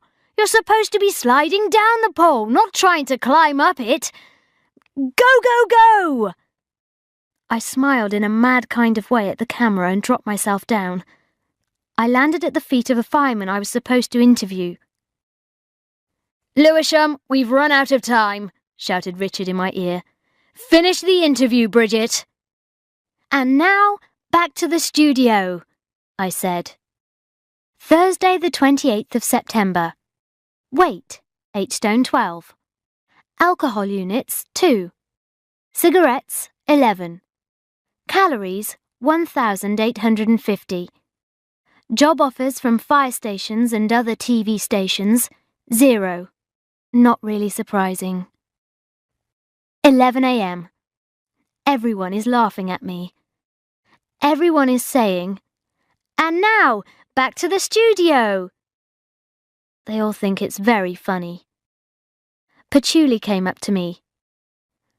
"That fireman pole idea was really brilliant," she said. "Now, back to the studio." I'm so depressed. I thought I'd found something I was good at, but I'm no good at anything. Not men, not social skills, not work, nothing.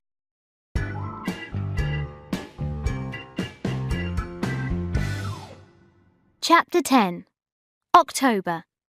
A date with Darcy. Weight 8 stone 11. Alcohol units 0. Very good, especially for a party. 4 a.m. I've had a very surprising evening. Dad and I went to the Darcys' Ruby wedding party. I had a shock when we arrived. Mark Darcy's house is huge. It is painted white and it looks like a wedding cake. All the trees around were hung with red lights and shiny red hearts to celebrate the ruby wedding.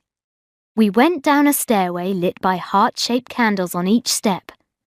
The stairs led down into a huge room leading onto the garden. The whole room was lit by candles. The waiters brought round large silver trays with champagne and delicious food. All the guests were happy and laughing. The only guests who were not happy were my mother and Una Alconbury. "What do you think of this party, Pam?" Una said to my mother. "I think it's very showy," said my mother. "The Darcys just want everyone to know how much money they have." I glanced round nervously. There, very near us, was Mark Darcy. He must have heard everything. I started to say something, but he walked away. It was time for dinner. The guests stood in a line, waiting to be shown to their seats. Mark Darcy was standing just in front of me. "Hi," I said. I was sorry about my mother's rudeness, and I wanted to make the situation better. Mark looked round, but then he looked away. "Hi," I said, in a louder voice. He turned round again. "Oh, hi. I'm sorry, I didn't see you," he said. "It's a great party," I said. "Thanks for inviting me." Mark stared at me for a moment. "Oh, I didn't invite you," he said. "My mother invited you." He turned round and went away. Then Natasha appeared, wearing a beautiful gold dress, and took his arm. All the guests had places at the table with their names on cards. I was sitting next to Geoffrey Alconbury. "So, how's my little Bridget?" said Uncle Geoffrey. "Una tells me you've broken up with your boyfriend. When are we going to get you married off?" After the meal, I decided to go and look at Elaine and Malcolm's ruby wedding presents. I went into the room where the presents were on show. "What are you doing?" said a voice. It was Mark. I didn't know what to say. Perhaps he thought I was trying to steal the presents. "I'm just looking at the presents," I said. Just then, Natasha appeared in the doorway. "Oh, hi," she said when she saw me. "Aren't you wearing your bunny girl costume today?" She laughed. I went outside for some fresh air and a cigarette. It was a wonderful warm night. The moon and stars shone brightly. A young boy approached me. He was blonde and quite attractive. "Hi," said the boy. He lit a cigarette and came towards me. "I'm Simon. Would you like to dance? Out here in the garden. Just for a moment." "I don't know," I said. "Please," said Simon. "I've never danced with an older woman before." "Oh, sorry, I didn't mean—" He took my hand and we started dancing. Then a voice said, "That's enough now, Simon." It was Mark Darcy. "Go back inside." Simon walked off in an embarrassed way. "Bridget, will you dance with me?" asked Mark. "No," I said. Then I went on. "But I'm very glad you asked me to your party. It's fantastic. Thank you very much." Mark started walking around. He pushed his hands through his hair. "Bridget," he said. Have you read any good books lately?" I couldn't believe it. Mark Darcy was asking me about books again. It was the same question that he had asked me at Una Alconbury's turkey lunch. "Mark," I said, "why don't you ask me something else?" "Well," he said, will you have dinner with me, Bridget?" I stopped and stared at him suspiciously. Did my mum tell you to ask me that? I said. Or Una Alconbury? No, he replied. Please don't ask me if I've read any good books again, I said. He stared at me. But Una Alconbury told me you know a lot about books, he explained, and that you have a very glamorous life with millions of men taking you out. I heard about Daniel. I'm sorry. Why don't you like him? I asked. He slept with my wife, replied Mark. It was 2 weeks after our wedding. I stared at him in shock. Then a voice shouted from the house. Mark! It was Natasha. Mark, what are you doing down there?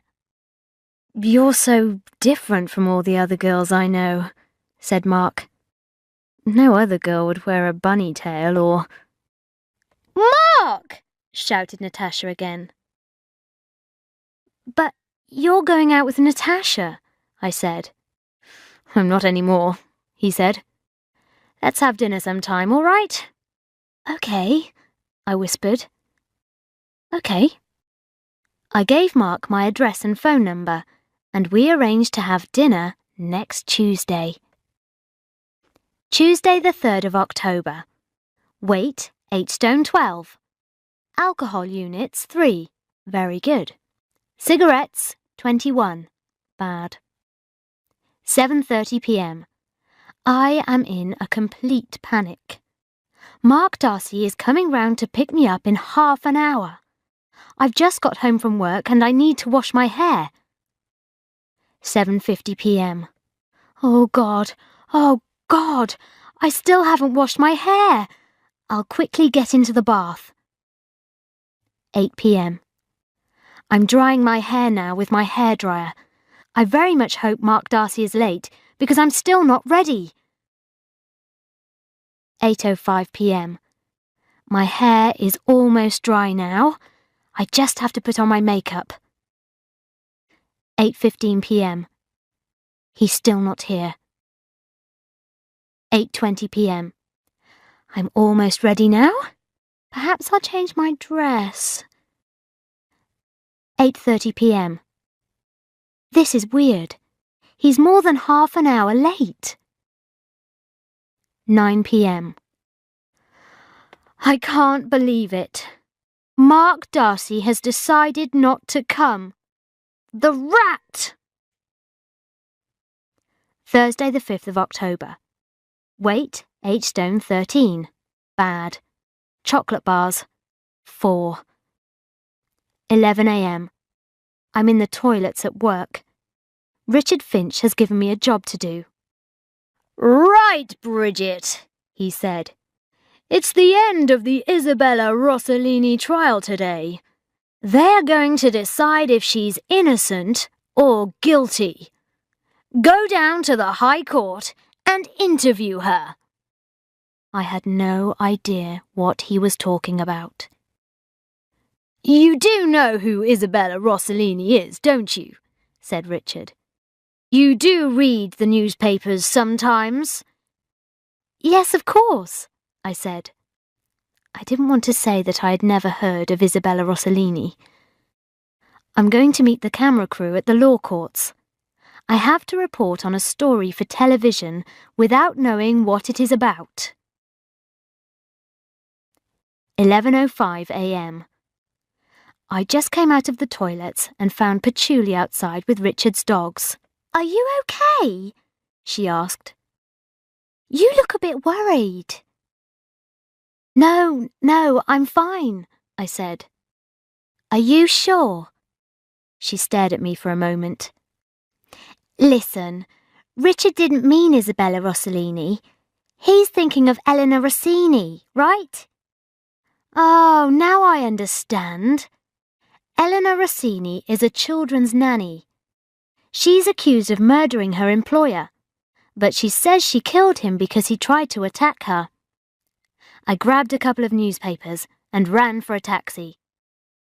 3 p.m. I can't believe what just happened. I was outside the High Court with a crowd of reporters. We were waiting for the trial to end when I realised I needed some cigarettes. "Do you think it's okay if I go to the shop on the corner?" I asked the cameraman. "Yes," he said. "I'll come and get you if the trial ends and Eleanor comes out." I was just standing in the shop when a man came in. "Can you give me a box of chocolates?" he asked. I turned round. It was Mark Darcy. He was wearing the clothes lawyers wear in court. He just stared at me. "Where were you last night?" I asked. "I'd like to ask you the same question," he replied coldly. Then the camera assistant rushed into the shop. "Bridget!" he shouted. "We've missed the interview! Eleanor Rossini's come out and gone!" "Missed the interview?" I said. "Oh, God, I'll be sacked! I'll lose my job! Did the other reporters get interviews with her?"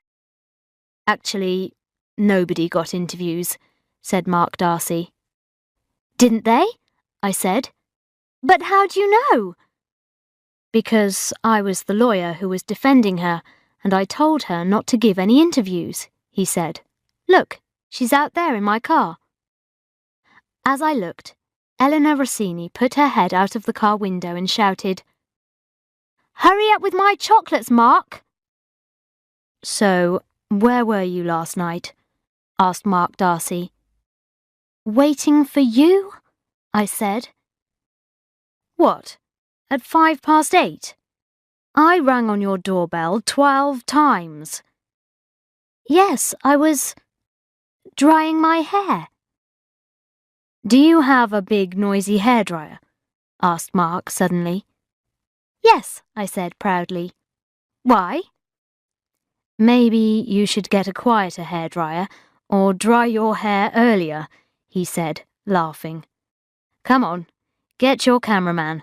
I'll see what I can do for you." Oh, God, how embarrassing. I feel like such an idiot. 9 p.m. I'm so happy. Thanks to Mark, I was the only reporter to get an interview with Eleanor Rossini. My interview was broadcast on the Good Afternoon programme today. I recorded it, and I've watched it 5 times. Friday the 6th of October. Weight, 9 stone. Alcohol units, 6. Number of times I have checked to see if Mark Darcy has called, 21. Number of times I have watched video, 9. 9 p.m. Mum rang tonight to talk about the Darcy's Ruby wedding party. She kept saying how marvellous Mark Darcy was. I keep hoping Mark might ring me up and ask me for another date after what happened with the hairdryer.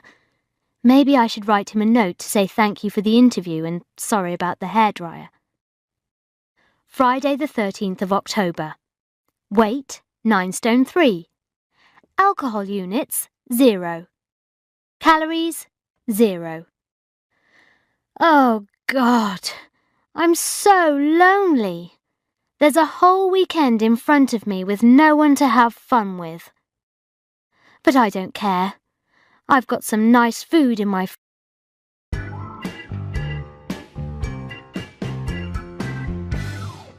Chapter 11. November. A criminal in the family. Wednesday the 1st of November. Weight, 8 stone 13. Alcohol units, 2. Very good. Cigarettes, 4. Mark Darcy still hasn't called me. But Jude has had a brilliant idea. "Why don't you have a dinner party and invite him?" she said. "It's not like asking him on a date. All your friends will be there." Friday the 3rd of November. Weight, 9 stone 2. Alcohol units, 2. Cigarettes, 8. Calories, 5,245. 11 a.m. I'm very excited about the idea of a dinner party. I've bought a marvellous new cookery book by a famous international chef. He makes cooking sound very easy. Thursday the 9th of November. Weight, 8 stone 13. Alcohol units, 5. Cigarettes, 12. Calories, 1,456. I've decided to have the dinner party on Tuesday the 21st of November. Mark Darcy seemed very pleased when I rang him up. "What are you going to cook?" he said. "Are you good at cooking?" "Actually, I'm going to use a recipe by a famous international chef," I said. Mark Darcy laughed. "Well, don't do anything too complicated," he said. "Remember, everyone's coming to see you, not just to eat your food." Monday the 20th of November. Weight, 8 stone 12. Very good. Cigarettes, 0. Alcohol units, 3. Calories, 200. 7 p.m. I've just got back from the supermarket. I bought a lot of things for the dinner party. I've got to start preparing the food tonight. First, I'm going to make soup. The recipe says I have to boil some vegetables. I have to tie the vegetables together with string to make the soup taste better. But I only have bright blue string. Oh well, I'm sure it will be okay. I'm going to make a lovely dessert with oranges. I bought 36 oranges from the supermarket. Now I have to peel them and slice them. It won't take long. 1 a.m. I'm too tired to stay awake now. Tuesday the 21st of November. Weight, 8 stone 11. Alcohol units, 9. Very bad. Cigarettes, 37. Very, very bad. Calories, 3,479. Terrible. 5 p.m. Oh, God. This has been a terrible day. My mother rang me at work. "Hello, darling. It's Mummy here. I just called to say goodbye before I go." "Go? Go where?" I asked. "Oh, Julio and I are going to Portugal for a couple of weeks," she replied. Bridget, I was just wondering, could you lend me some money? Just a couple of £100. "I'm in the middle of work," I said. "How will I get the money to you?" "I'm outside the bank just across the road from your office," she said. "Meet me there in 5 minutes." I went downstairs to the cash point machine and took some money out. Just then, I saw my mother hurrying towards me. It was raining, but she was wearing sunglasses. "Oh, there you are, darling. You are sweet," she said, grabbing the money from my hand. "Thank you very much. I must go. Goodbye." "What's going on?" I asked, suspiciously. "What are you doing here? Why can't Julio lend you the money?" For a moment, she looked frightened. Then she smiled. "I'll be fine," she said. "Take care." She hugged me quickly. Then she ran back across the road. 7 p.m. I just got home. Right. I must keep calm. I'll put the soup in the pan with the vegetables tied with string. 8:30 p.m. Everything is going very well. The guests are all in the living room. Mark Darcy brought champagne and a box of chocolates. 8:35 p.m. Oh my God. I just looked in the pan. The dye has come off the string and coloured the soup. Now the soup is bright blue. 9 p.m. I love my friends. They didn't mind about the blue soup. Mark Darcy said that there is nothing wrong with blue food. 9:30 p.m. Mark, Darcy and Jude came into the kitchen and helped me make a big omelette with eggs and fried potatoes. At least the orange dessert will be good. 10 p.m. I am very disappointed. The orange dessert tasted like marmalade. I have failed at cooking. After all the time and money I've spent on this meal, I have served my friends with blue soup, omelette, marmalade. I didn't think things could get any worse, but after the meal was cleared away, the phone rang. It was Dad. "I'm sorry, Bridget. I'm afraid there's been some rather bad news." "What?" I asked. "Your mother and Julio are wanted by the police." 2 a.m. I'm in a single bed in Una and Jeffrey Alconbury's spare room. When Dad told me the news about Mum and Julio, I was very shocked. "What's happened?" I asked. "I'm afraid they have stolen money from a large number of people," Dad explained, "including myself and some of our closest friends. Your mother may have to go to prison." "Oh my God! What did they do?" "Julio pretended that he owned some timeshare apartments in Portugal. Your mother persuaded our friends to buy the apartments. They gave Julio money, people like Una and Jeffrey, and Malcolm and Elaine Darcy." "Oh my God! Mark Darcy's parents!" "So, what happened?"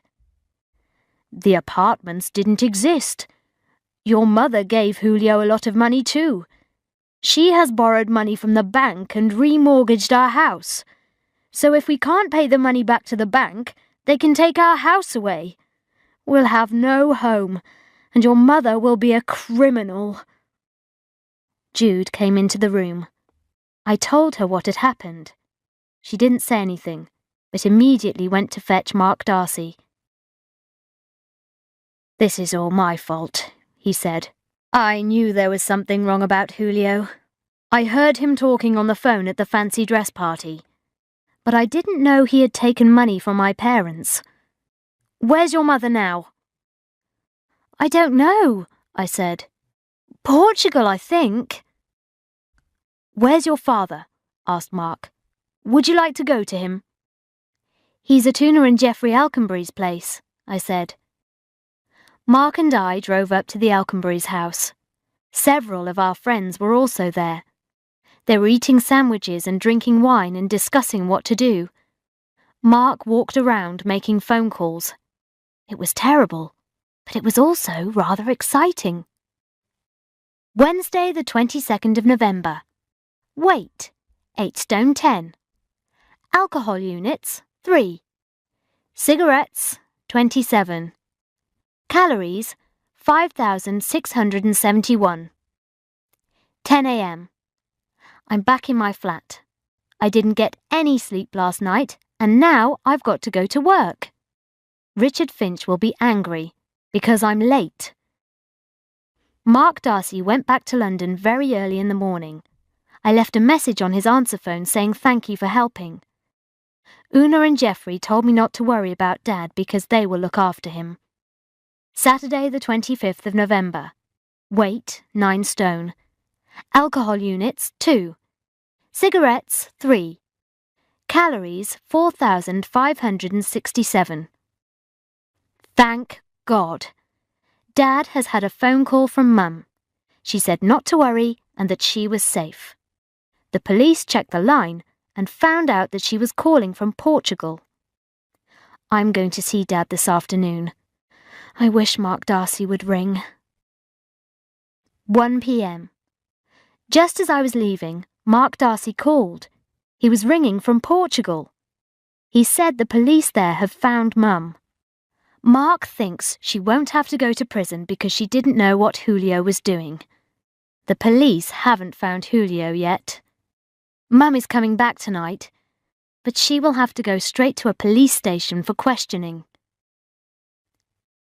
Sunday, the 26th of November. Weight 9 stone 1. Alcohol units 0. Cigarettes 1. Calories 188. It's been a terrible day. Dad and I went to the airport to meet Mum this evening. 2 policemen were with her. Dad and I thought that Mum would feel ashamed because of what had happened. But she wasn't ashamed at all. "Let me go," she kept saying to the policeman. "I'm back in Britain now. I don't want everyone to see me with the police." "You have to go with them, Mum," I said. "You have to find out if they are going to arrest you." At last Mum got into the back of the police car and it drove away. Monday the 27th of November. Weight 9 stone 1. Alcohol units 0. Cigarettes 50. Hours of sleep 0. 9 a.m. I'm completely exhausted. Dad and I waited at the police station last night for 2 hours. At last we heard Mum's voice coming along a corridor. "Yes, that's right. It's me. I'm on Suddenly Single every morning. Would you like me to sign my name for you?" She came round the corner. There was a policeman with her, and she was wearing his helmet. "Aren't they going to arrest you?" I asked. "Don't be silly, darling," she said, looking at the policeman, who turned red.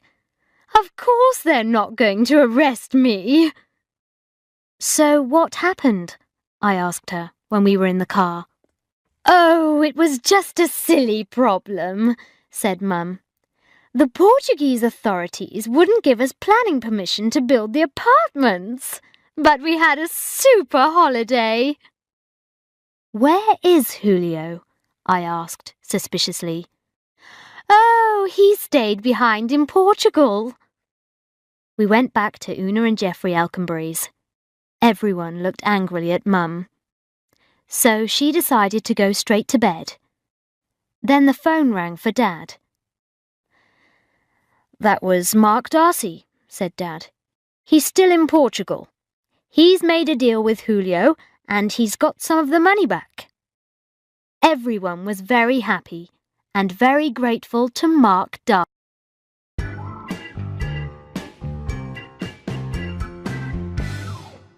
Chapter 12. December. An excellent year's progress.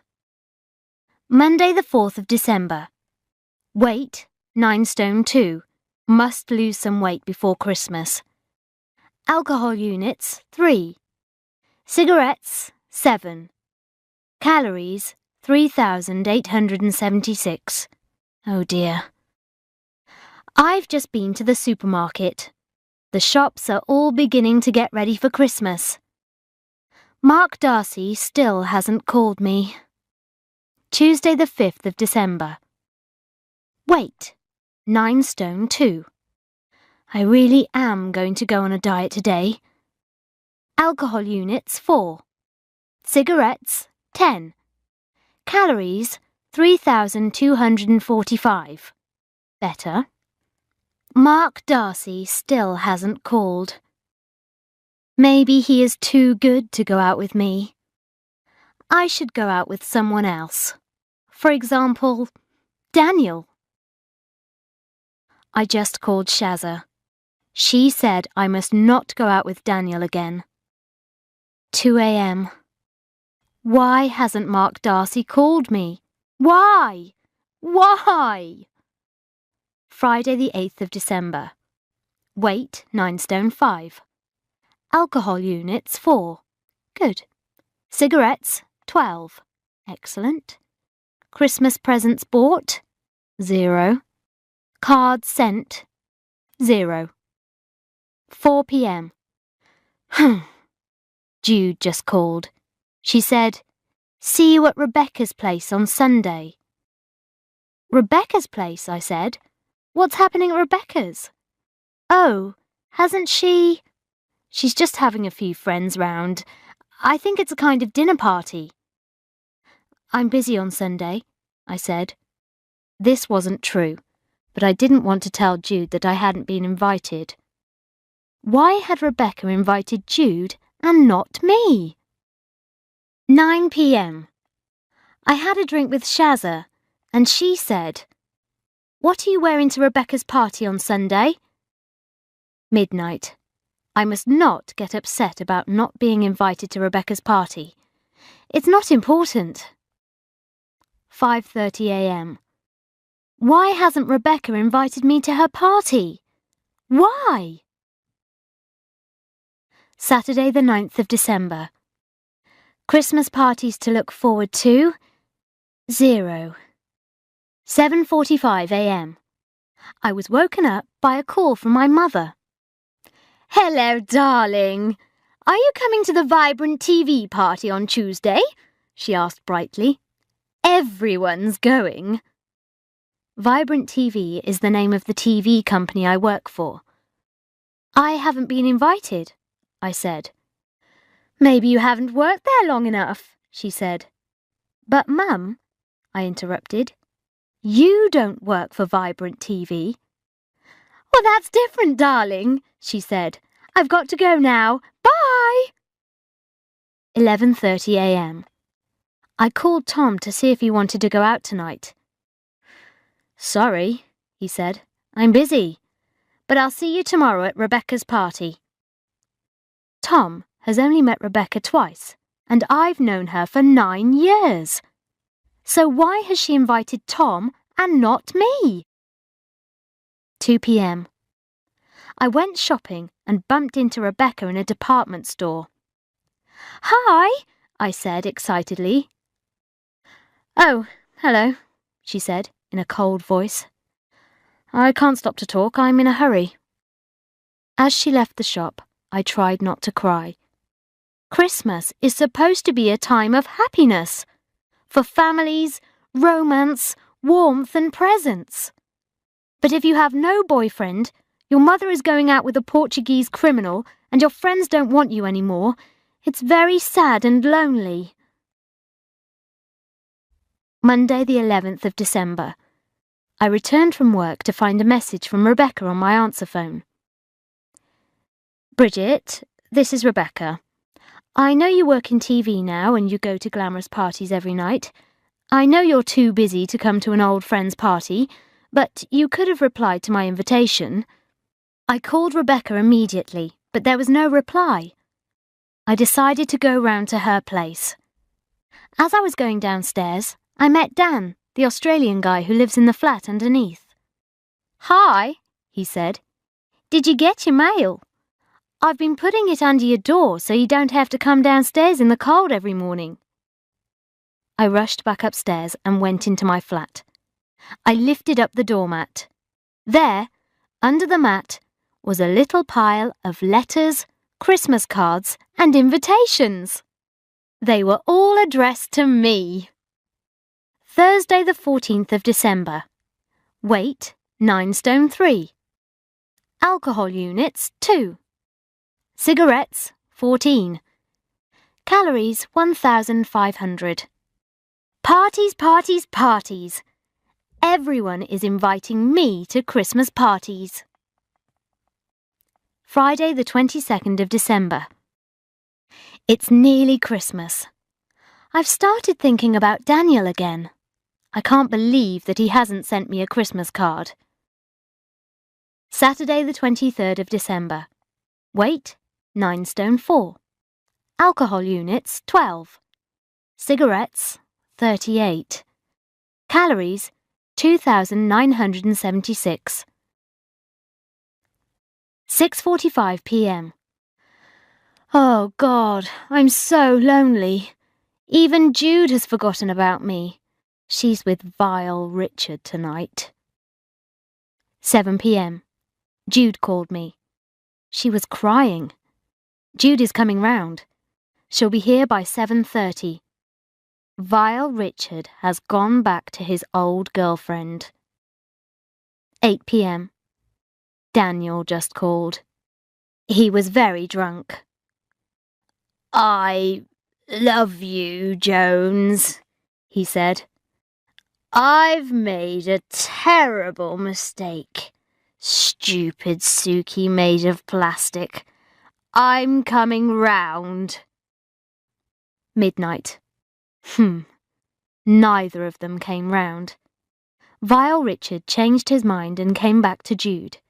And Daniel called at 10 o'clock. He said he was watching the football. I'm completely alone. My whole year has been a failure. Sunday the 24th of December. Weight 9 stone 4. Alcohol units 1. Cigarettes 2. Calories 1 million. Number of warm festive thoughts 0. Midnight. I'm at my parents' house.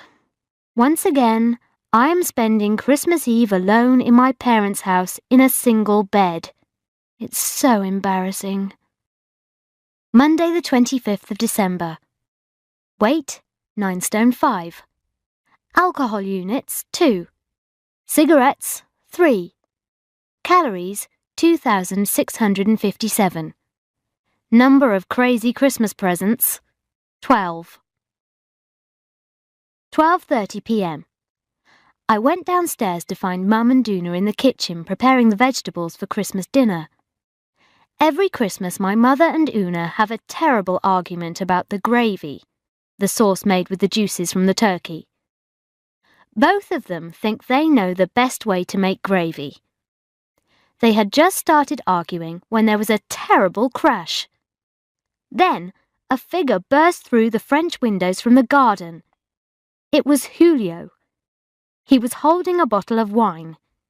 He walked over to my dad. "You sleep with my woman," he said. "Ah," said Dad. "Merry Christmas. Would you like a drink?" "You sleep," said Julio, dangerously, "with my woman." He looked very wild, drunk, and exciting. "Oh, Julio, you naughty person," said Mum, in a voice like a little girl. Oh, God, she was still in love with Julio. "You sleep," said Julio, pointing at Dad. "With him." Then he rushed upstairs. "Please can you ask everyone to sit down," said Mum to Dad, "and start serving dinner." She followed Julio upstairs. I looked out of the window and had a great shock. Mark Darcy was walking across the garden. The next minute, he had entered the living room through the French windows. "Everyone keep quiet," he said. "The police are outside.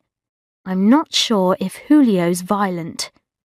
We need to get your mum to come downstairs. Then the police can go upstairs and arrest him." I had a brilliant idea. I knew exactly how to get Mum to come down. "Okay, leave it to me," I said. I walked to the bottom of the stairs. "Mum!" I shouted. "Una is spoiling the gravy. Can you come down?" Immediately, my mother ran downstairs and into the kitchen. 2 policemen ran upstairs and brought down Julio. They took him away. Suddenly, I felt a strong hand on my arm. "Come on," said Mark Darcy. "What?" I said. "Don't say what, Bridget, say pardon," said Mum. "Mrs. Jones," said Mark firmly, "I am taking Bridget away to celebrate Christmas." I took Mark Darcy's hand. "Merry Christmas, everyone," I said. "I expect we'll see you all at the New Year's Day turkey lunch." This is what happened next. Mark Darcy took me to a hotel for champagne and Christmas lunch. It was very easy to talk to him. He told me all about Julio. Mark had met Julio in Portugal, but Julio had refused to return the money he'd stolen. But then I thought of a way to make Julio come back to England, Mark said. "What?" "Don't say what, Bridget, say pardon," he said, and I laughed. I realised that Julio really loves your mother, Mark went on. So I told him she was spending Christmas with your dad. Julio was so jealous that he came straight back to England. So then the police could arrest him. That was very kind of you, I said. But why did you do it? Bridget, he said. Isn't it obvious? Oh, God! I realised that everything Mark Darcy had done to help my family was because he loved me. It was a wonderful feeling. Later, we went upstairs and had more champagne. Why didn't you ring me up before Christmas? I asked suspiciously. I left you 2 messages. I didn't want to talk to you till I'd finished the job, and I didn't think you liked me very much. What? Don't you mean pardon? He said, laughing. January to December. A summary. Alcohol units, 3,836. Not good. Cigarettes, 5,277. Weight gained, 5 stone 2 pounds. Weight lost, 5 stone 3 pounds. Excellent. Valentines, 1. Boyfriends, 2. Nice boyfriends, 1. Number of New Year resolutions kept, 1. An excellent year's present.